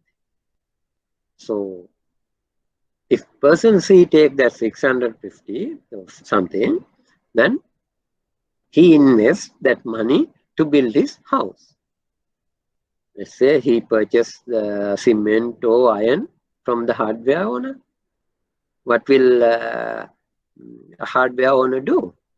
He will also go to the commercial bank, one of a bank, and deposit that money, right? That is how commercial bank create money. So using my initial deposit, commercial banks can create money by giving loans. Therefore, we have the monetary technical word, we call that as a money multiplier. What do you mean by money multiplier? It's there in your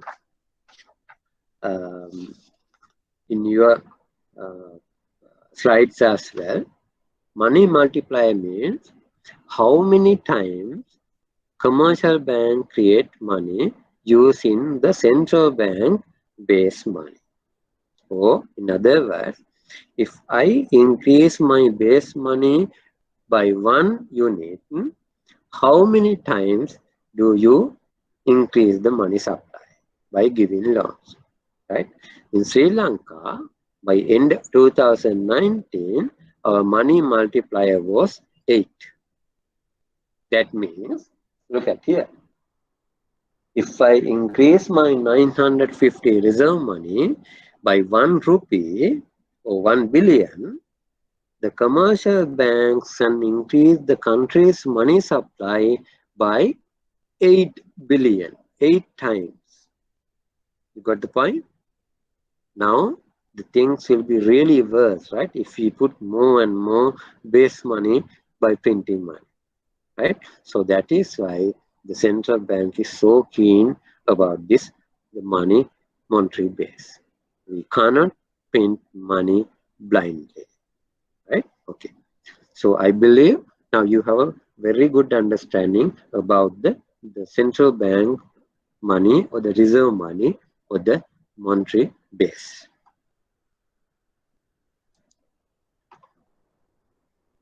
So now it's very easy to understand the other monetary aggregates, right? So the next monetary aggregate is money, narrow money supply, right? So now this is not central bank money. Now this is the money held by public. Now it's coming to the public level, right? The narrow money includes these two things: currency held by public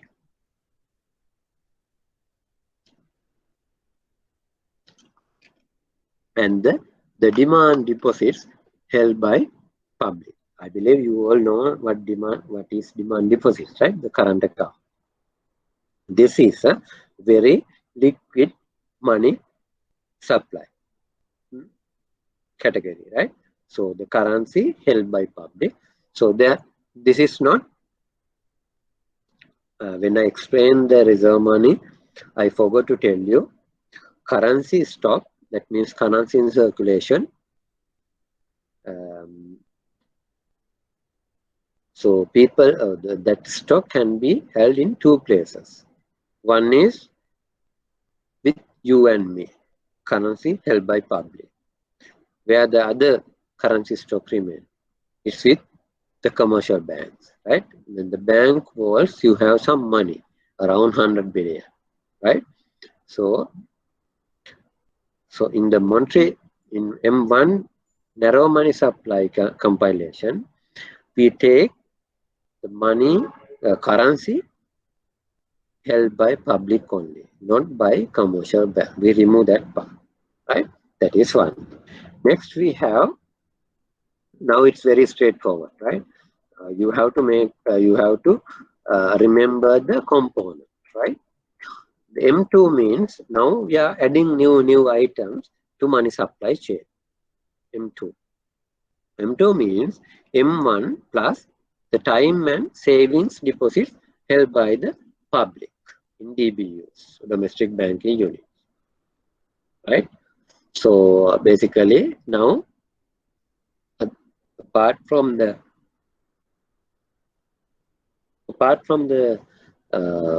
demand deposits, we take time and savings deposits into our compilation. That's the difference.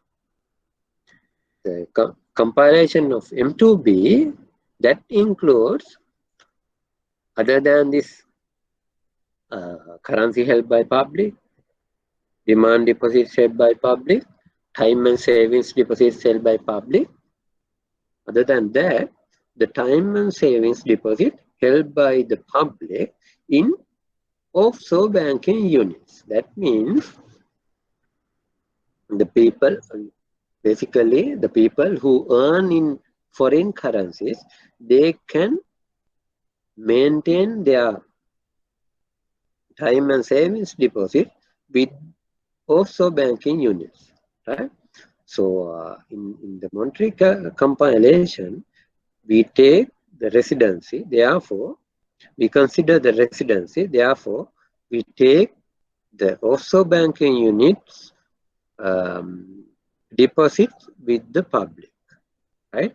So in Sri Lanka case, we take money supply as this M2B. If anywhere, if we comment like what is our money supply in Sri Lanka, that means we are asking about the M2B. If it is not particularly mentioned in the question, M1 or M2, so that means by default money supply means M2B. My advice for you is you have to remember the component of this money supply aggregate, the parts, right? So there's the money supply component, the compilation mechanism called M4, broad money M4. That is also called as financial service. Other than the licensed commercial banks, we have another, the financial or the institutions who take deposits. So those are the licensed specialized banks and the finance companies. So in this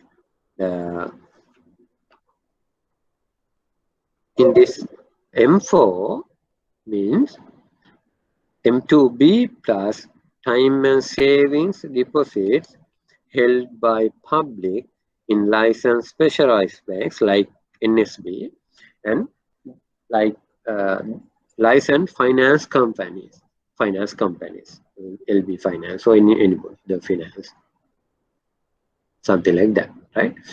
So those are the monetary compilation categories what we have right now. But if you look at the global scenario, there are different names, M5, right? Even M6 likewise. Whenever we improve our monetary statistic, right?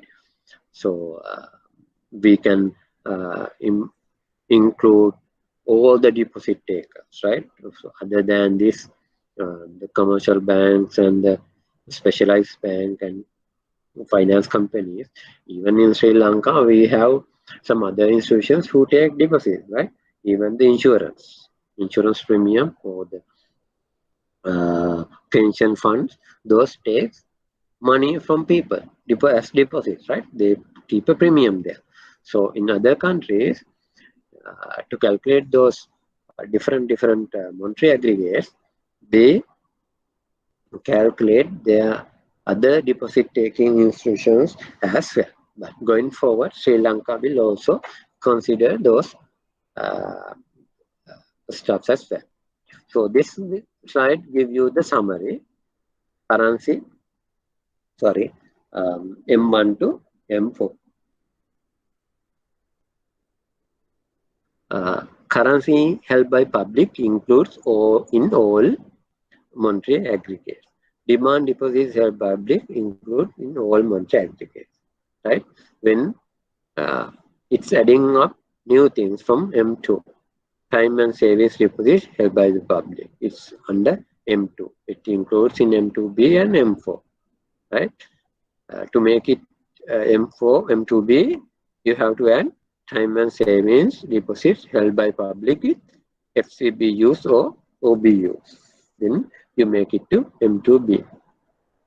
And if you take LCBs and LFCs to M2B, then so that is M4. It's very. So if you look at the numbers, right? So you can take, this is some old numbers, and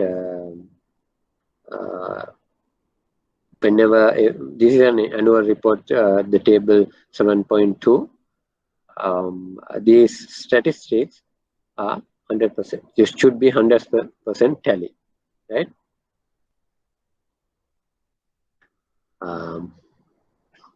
Now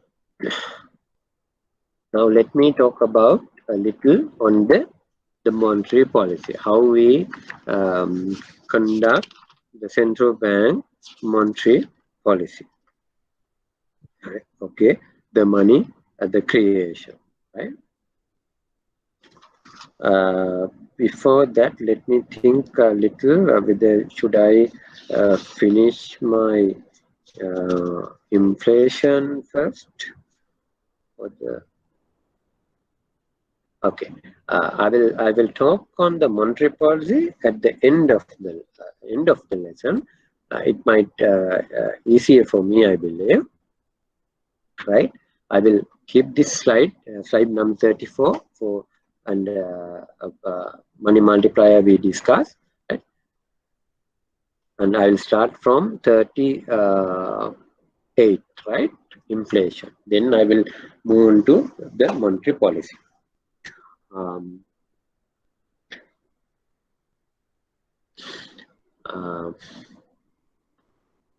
What is inflation? Now we are trying to learn a new technical thing, right?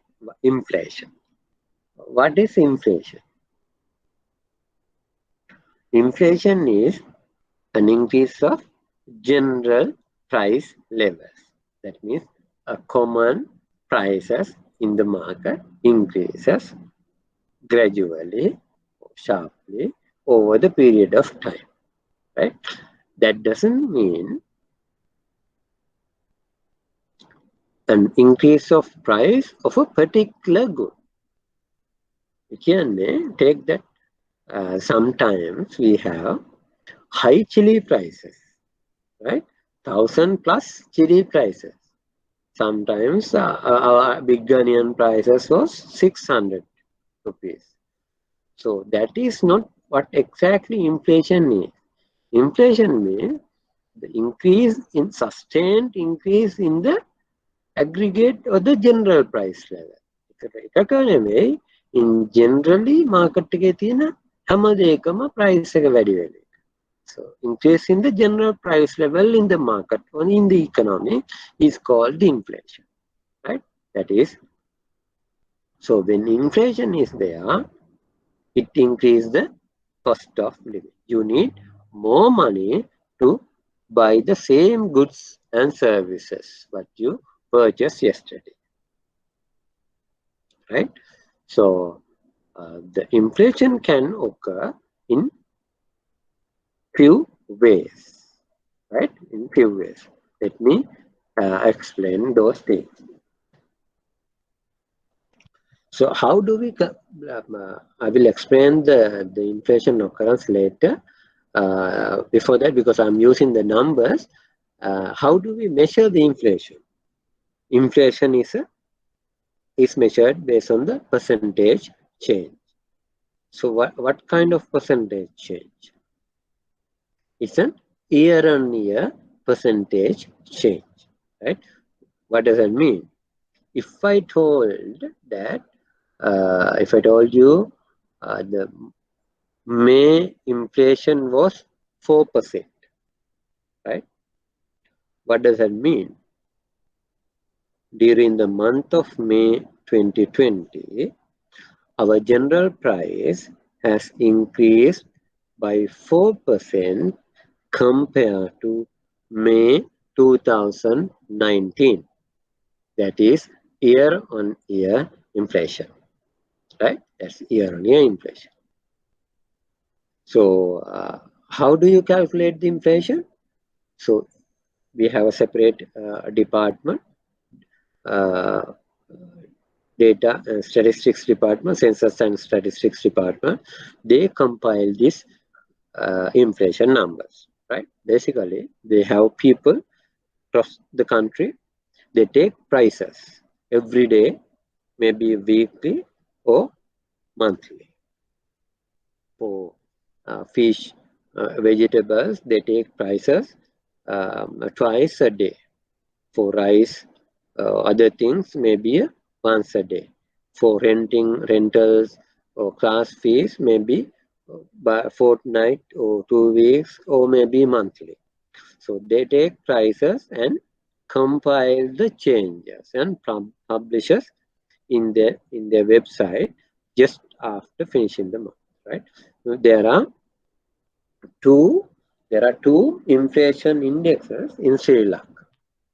There are two inflation indexes in Sri Lanka. One is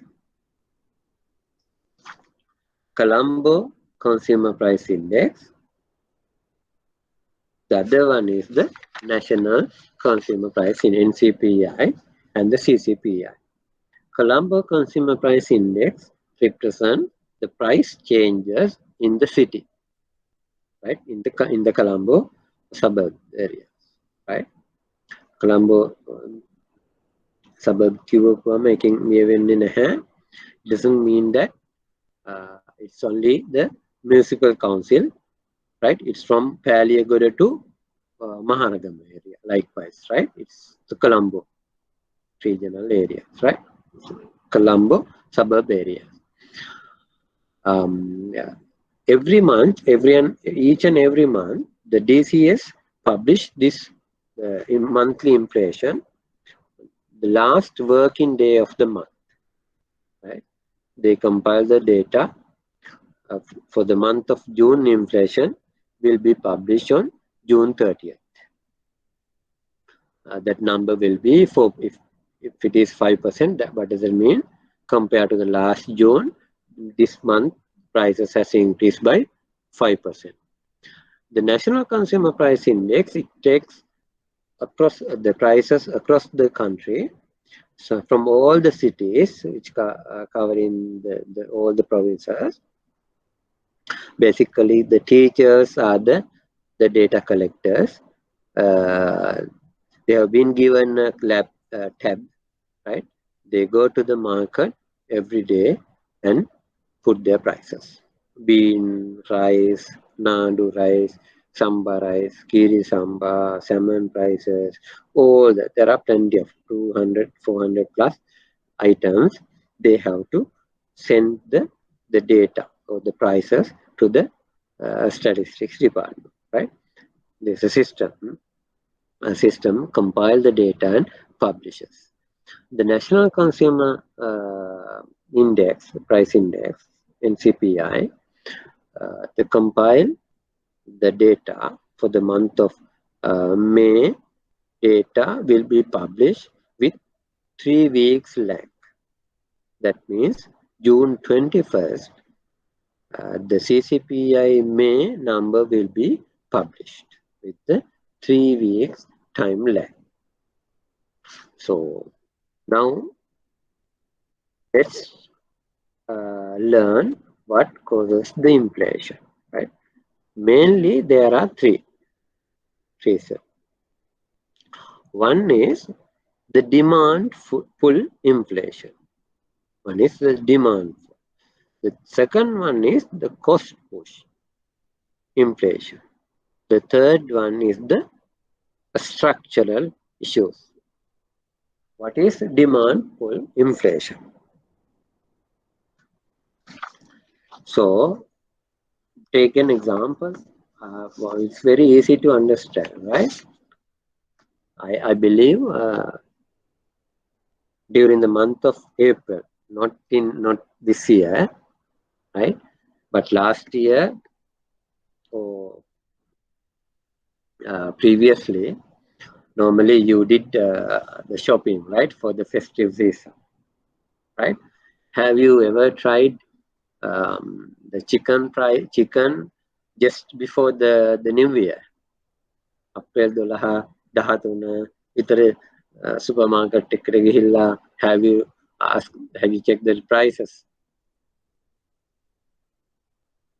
So due to the demand, festive demand, normally during that April period, the chicken prices may be 600 something. Normally it's 450 or 460, right? So whenever there is a high demand for a particular good, right, or service, that price go up, right? And take egg prices in December to make Christmas cake and all. People demand more egg during that month. What will happen to the egg prices? Due to that excess demand, the prices increases, right? The prices increases. Therefore, whenever there is a high demand where the supplier cannot meet the demand, if the supplier cannot meet the demand, then the price should go up. That is normal demand, excess demand factor. The next factor is the cost push. Just assume, and now we all know the people are demanding a high salary, right? Let's take the plantation workers. Now their salaries, daily salary was 700 rupees per day, and they are asking 1,000. They are asking 1,000 rupees. Then what will happen to the cost of the production? It increases, right? It increases. Then what will be the price of tea? It should go up. Take example, fuel.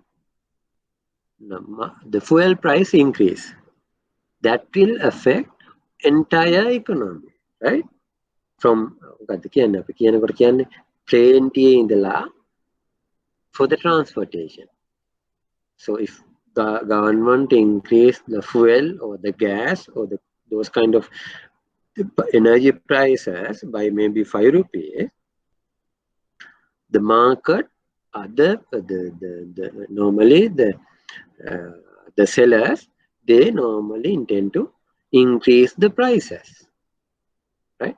Take the wheat flour price. If government increase that price, or if international market wheat flour price increase, මොකද කරන්නේ? පාන් ගෙඩියට මොකද වෙන්නේ? Normally the bakers, they have to increase the prices, right?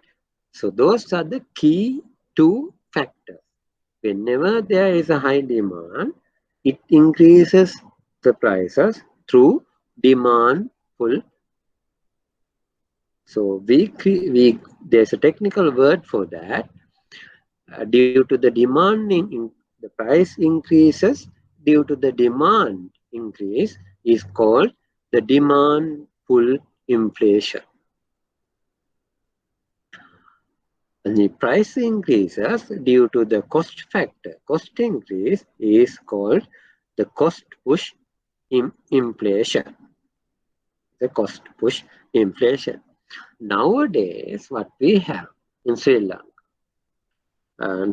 not very last month, but couple of months back, maybe in January or December, we had a high inflation up to February, mainly due to the high supply side effects, right? Why? We had a bad weather condition, particularly in the vegetable sector, right? Then the vegetable prices were really high due to this cost factor or the supply side factor. As a result, the market prices of these food items increased notably. Some, if you can remember, red onion, can you remember red onion was 600 plus something. Normally it's hovering around 200 to 300. How about the potatoes? It's normally less than 200. At that particular time, it went up to very close to 500 something. The coconut, can you remember?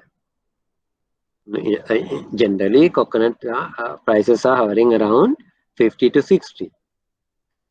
Can you remember in 2017, the coconut price was 125 something, right? So it was really high due to those cost factors or the supply side factors, right? So the chicken or the egg price movement, I can easily take those two examples for the demand pull inflation, right? Even you can think about the clothes price, right? During the festive season, without knowing, you spend a lot of money for clothes, right? Not for this year, but actually, but for last the festive seasons, right?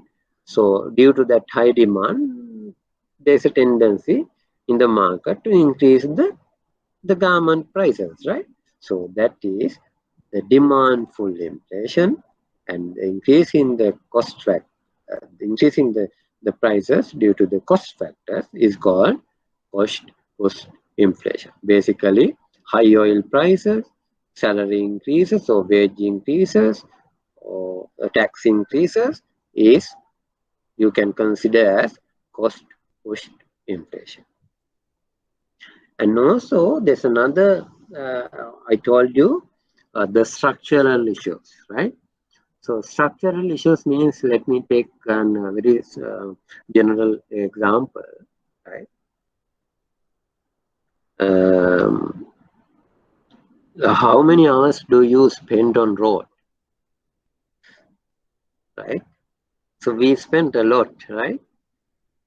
So it incur a cost, right? In Moratuwa campus, they have one professor and his team has done a research and identified that in 1 year, our lost due to this traffic condition, our economic loss is 32 billion rupees per year. How many man hours do we normally are we losing?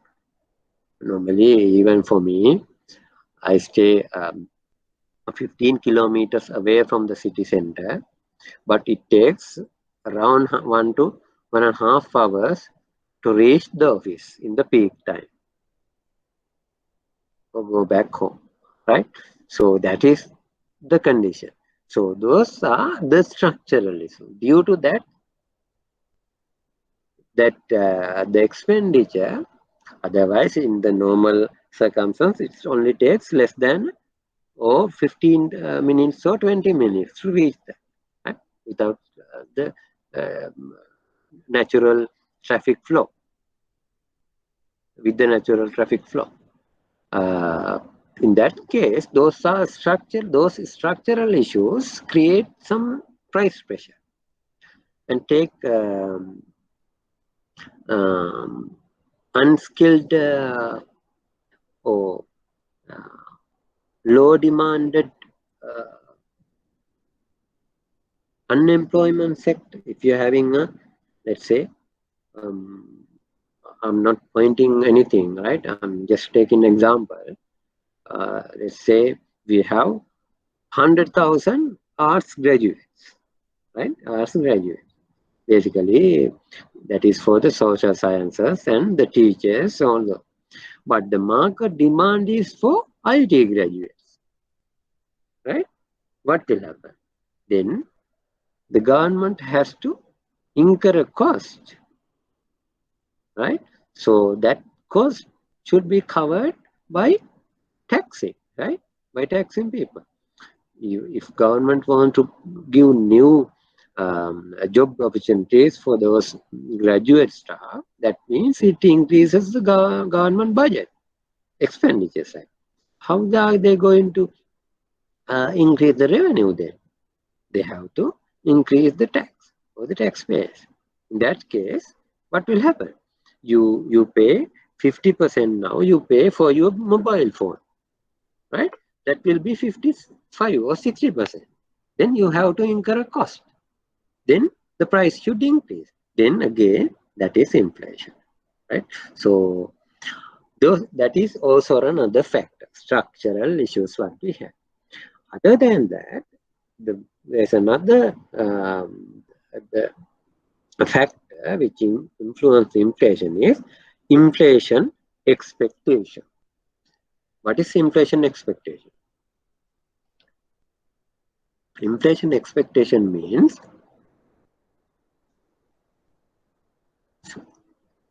okay, let me give you some numbers. Last month inflation, I told you 5. April inflation 5.9. March inflation 6.5. 6.5, 5.9, 4%.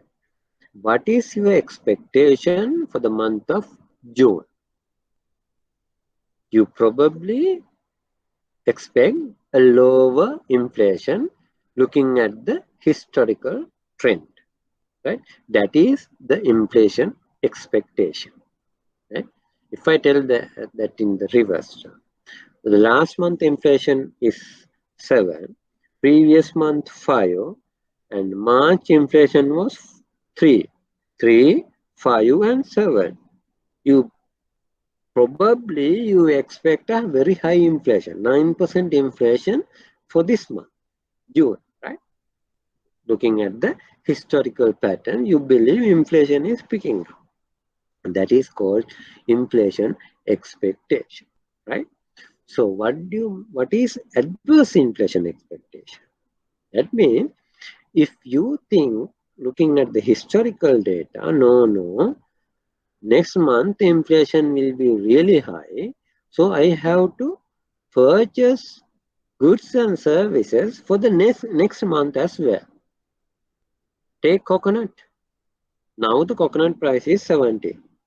If you expect the coconut price to increase 80, generally you buy only 5 coconuts for a week, right?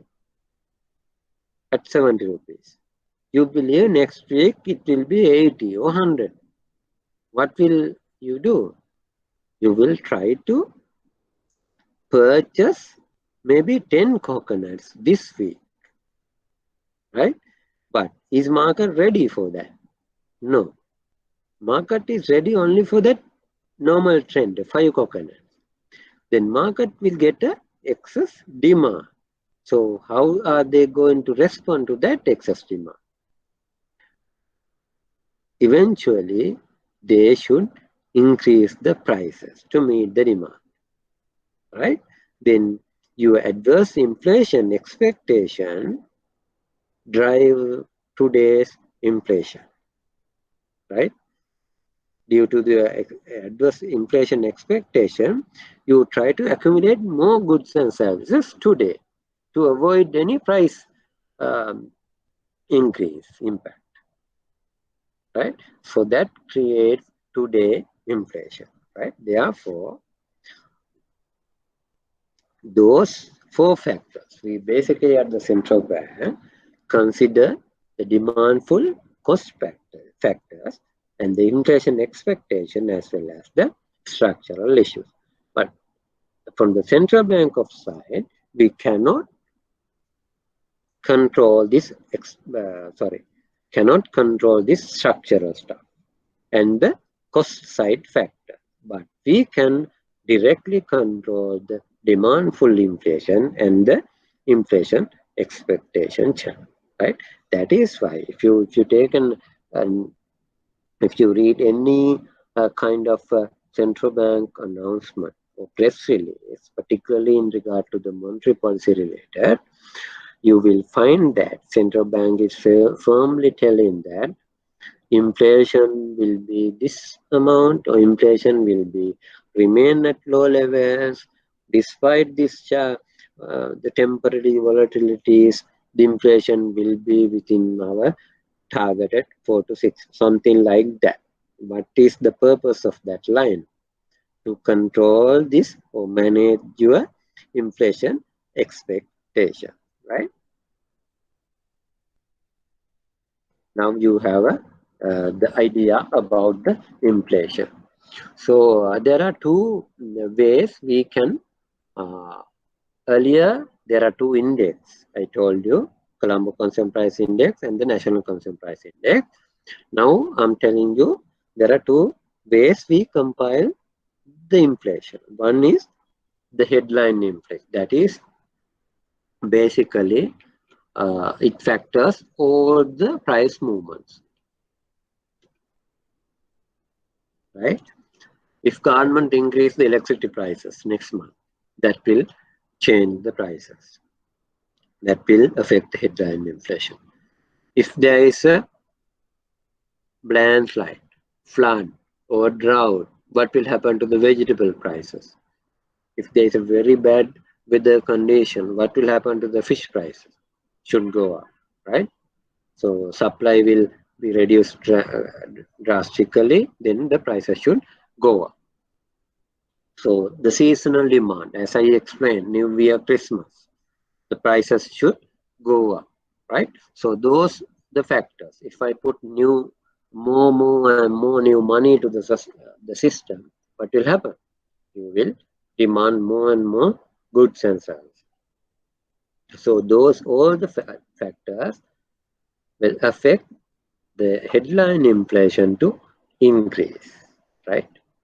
So basically, that 4%, what I explained, inflation for the month of May is 4%. What I mean is the headline inflation. That is what basically you and me feel, right? Apart from this headline inflation, for the policy purposes, the central bank and the policy makers basically look at the another inflation category called core inflation, right? Mulika uttamani, underlying inflation. Why? Basically, particularly in the central bank, we want to understand what is the demand pull inflation in the country. So basically, we remove the government price adjustment as well as the temporary price shocks due to the weather-related disruptions. After removing these fresh food items and government-controlled energy prices, then we can compile the inflation or the underlying inflation or the demand full inflation. Basically, the central bank can control demand full inflation through its monetary policy, right? So in Sri Lanka, we basically exclude this volatile food items and the sub-administratively determined energy prices. Basically,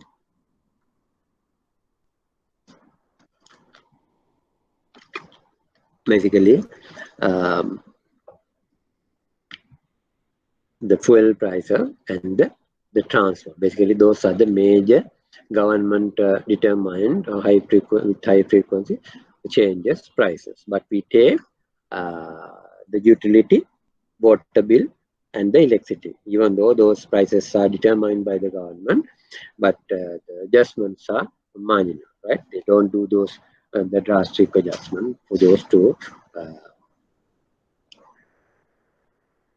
I explained this, and this slides give you the technical or the theoretical stuff, right? So demand full inflation. Let me show you this chart, then you can understand in a very simple way, right? So earlier we were in this condition, right, with high money supply or festive season. If you increase your entire demand, right, the demand curve shift right side, right? Now, but within a short period of time, you cannot increase the supply, or you cannot shift the supply side to right. You have to depend on your initial supply side. So what will happen now? So this was the initial price with this equilibrium. Now, under the aggregate demand 2 curve, our new price will be this amount. That means when you increase your demand, right, so your price will go up, or the inflation will increase. So the core inflation explains this demand pull inflation. Then, so let me explain the cost push inflation in the chart, right? So whenever there is an increase in the cost, what will happen? If you let's think that we have a factory. If cost increases, you reduce the production supply, right? Wage එක වැඩි කරොත් එහෙනම් මොකද කරන්නේ? එතකොට the management will fire some unnecessary people, right? Because they want to maintain that total cost at some level. Otherwise, they can't survive, right? Then what will happen? The supply will reduce. When supply reduces, but as we learn at the early stage of this lesson, at every price there is a person to buy that and a particular good. And even in this the demand curve, there are people, even at a high price, they can still buy it, right? When they reduce the supply, the prices go up, and there will be a new equilibrium price. So that chart explains the supply side of the cost push inflation factors, right? Now, let me go back to the monetary policy stuff. Now, you basically know what is inflation and why we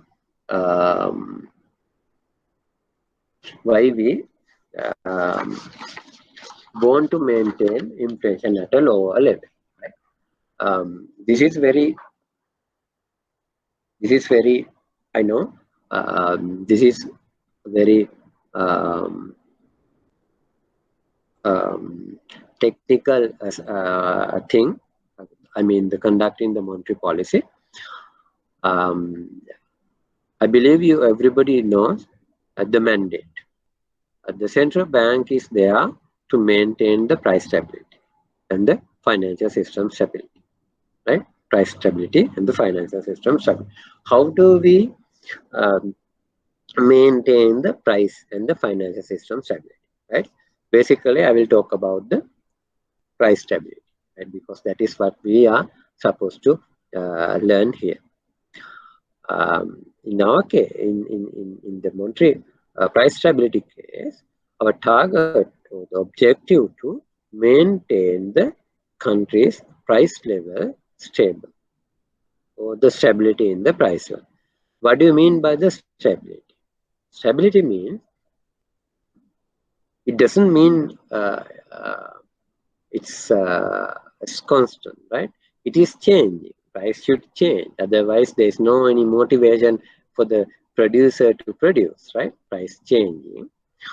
Uh, Stability means even though the price change, the people can guess or they can predict the changes. Or in other words, the price changes does not affect the economic decisions of people. Let me put an example there. So you want to buy an apartment, right? You are very you are looking for an apartment, right? Every week you are looking at the prices, right? You want to have an apartment around Havelock City, right? Let's say it's now 30 million. So one week you see another advertisement called the prices has declined to 25 million or 27 million. Now you are very interested, right? So you want to you will do more research and try to understand why this price is. Next week the price is 22 or 20 million, and now you have a concern now, right? It was 30 million. Now the prices has come down to 20 million. Are you going to buy that apartment now? You were looking at a good apartment at a price of 20. Will you buy that?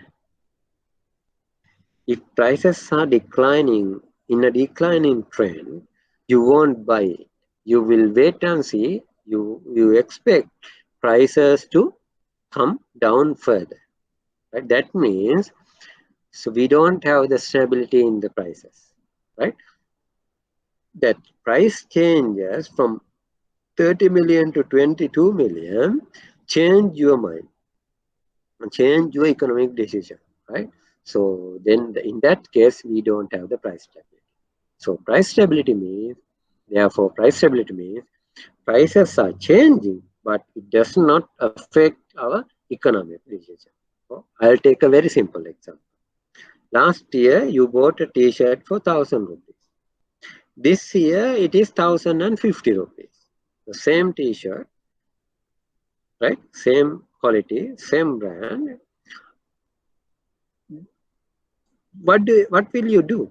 Oh, no, will you argue with that guy? Oh, no, last year I bought this at 1,000. How can you increase that to 1,025 or 1,050? I don't think so, right? So after 1 year, but still, because it's after 1 year, right? So you still buy that one, but because of the price changes is minimal, it will not affect your economic decision. But if you're buying the same t-shirt, let's say the price is now 1,500, will you buy it? You probably will not buy it because the price has changed almost 50%, right? You won't buy that, right? So that affects your economic decision. Now, at that case, we don't have the price stability, right? Therefore, so at the central bank, our primary mandate is to maintain the price stability. Prices should go up, otherwise the people will not invest or they will not produce more and more goods, because if the price is stagnant at a certain level without moving, the people will not produce those goods and services, right? That should move gradually. So therefore, the central bank want to maintain the price stability, right? To maintain the price stability, at the central bank, we conduct the monetary policy. We control the money supply and we try to influence the interest rate structure, right? So whenever there is a low inflation, we have the leeway to lower the interest rate. We can reduce the market interest rate.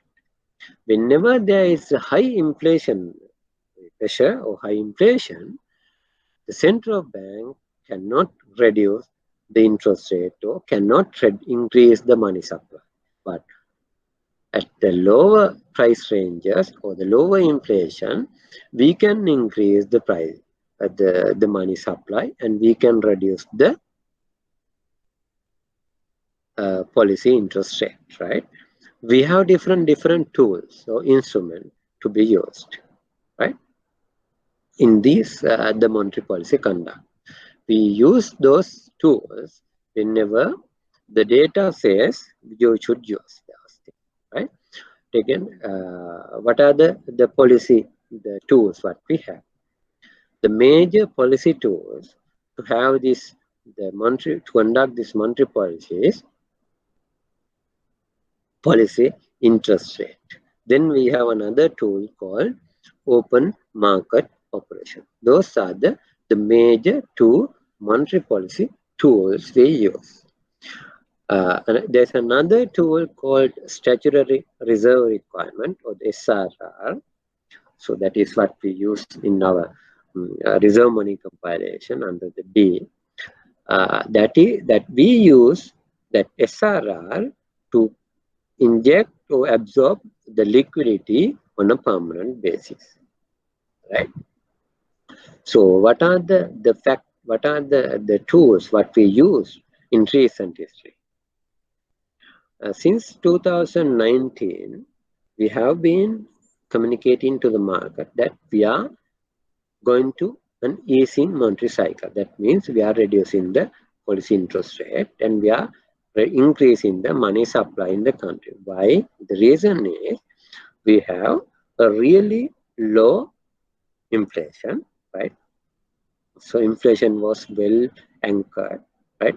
The people were not expecting inflation to go up, and the market was believing the central bank.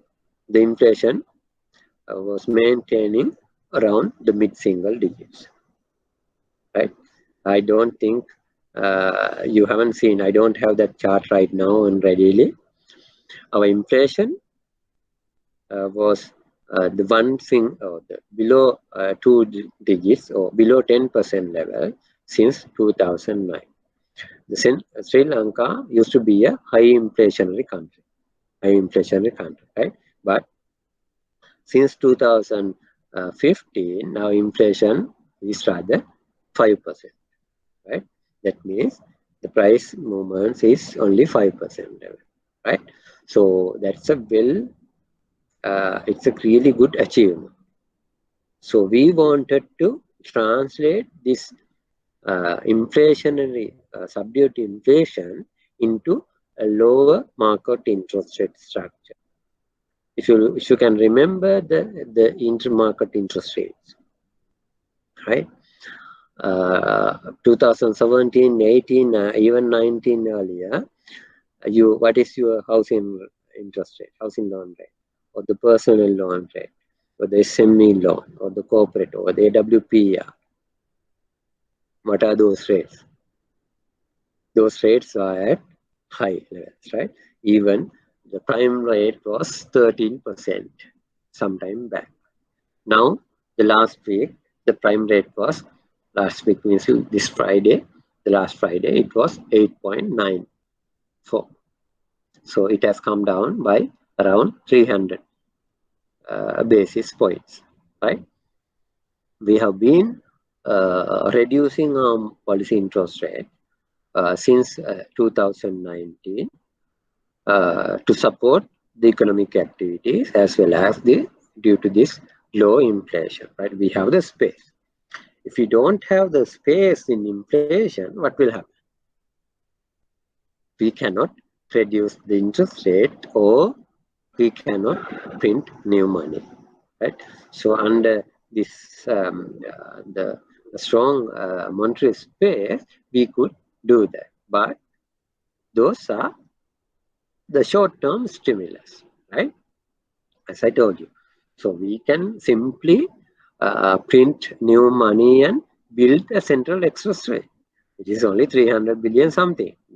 Overnight we can print that money, right? What will happen?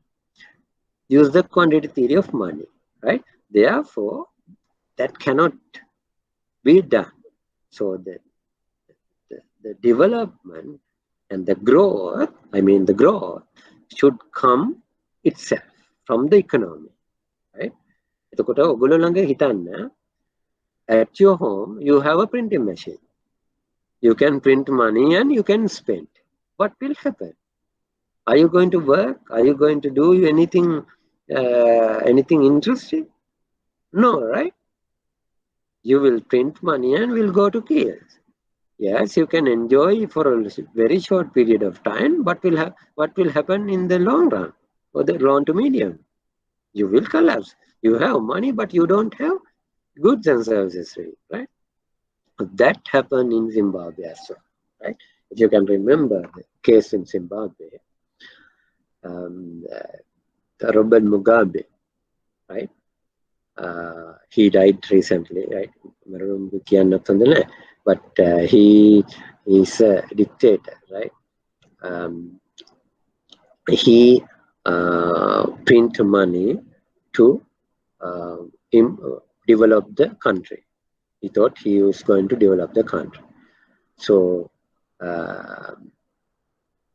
he imports papers from other countries to print money, right? What was the inflation in Zimbabwe? This is in 2008 to 2009, not far away, right? So 500 billion% inflation. Everybody in Zimbabwe was a billionaire or trillionaire, right? Finally, even the IMF, they stopped calculating inflation in Zimbabwe, right? So let me put a couple of examples and stop there. The bread or the pears, one pears was 200 billion Zimbabwe dollars, right? So the meaning of this Zimbabwe and the German example, right, tell us that the monetary policy you cannot use to, or the money printing you cannot use to develop the nation, right? So you have to stabilize the economy, and economy itself should grow up, right? So in the monetary policy perspective, what we do is we try to maintain the stability, right? If you take the house, if the economy is not stable, you cannot move forward, right? Therefore, price changes, exchange rate pressure, those things should be in this. There should be a stability on those things. Once you have the stability, the central bank can lower the interest rate, and then the inflation will still be lower. Then what will happen? Then the investors or the consumers, they can borrow at a lower rate from the market, from the bank, and invest those money into productive things, right? Economic activities, but not to consume, right? So that the production will generate new revenue that will increase your employment opportunities, that will increase your income. Then what are you going to do with that high income? Can you remember the demand for money curve? You increase the demand, right? When you increase your income level, you increase the demand. That means the economic activities are picking up. That encourage the producer again to increase its production. Now it's a cycle, right? That is how we should stimulate the economy, right? That is what the other countries has done. That is how the monetary policy support the growth.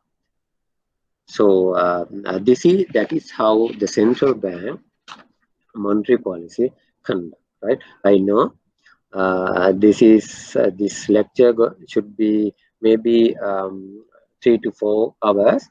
I believe I covered the main parts of the what I was supposed to present here: the money, inflation, and how we conduct the monetary policy. If you have any comment or any question, you can ask, or otherwise you can type. Otherwise, we can wind up the session. So I will give you. I think I'm sorry. I haven't given you my email address there. Okay, I'll type. I think you can see this slide, right?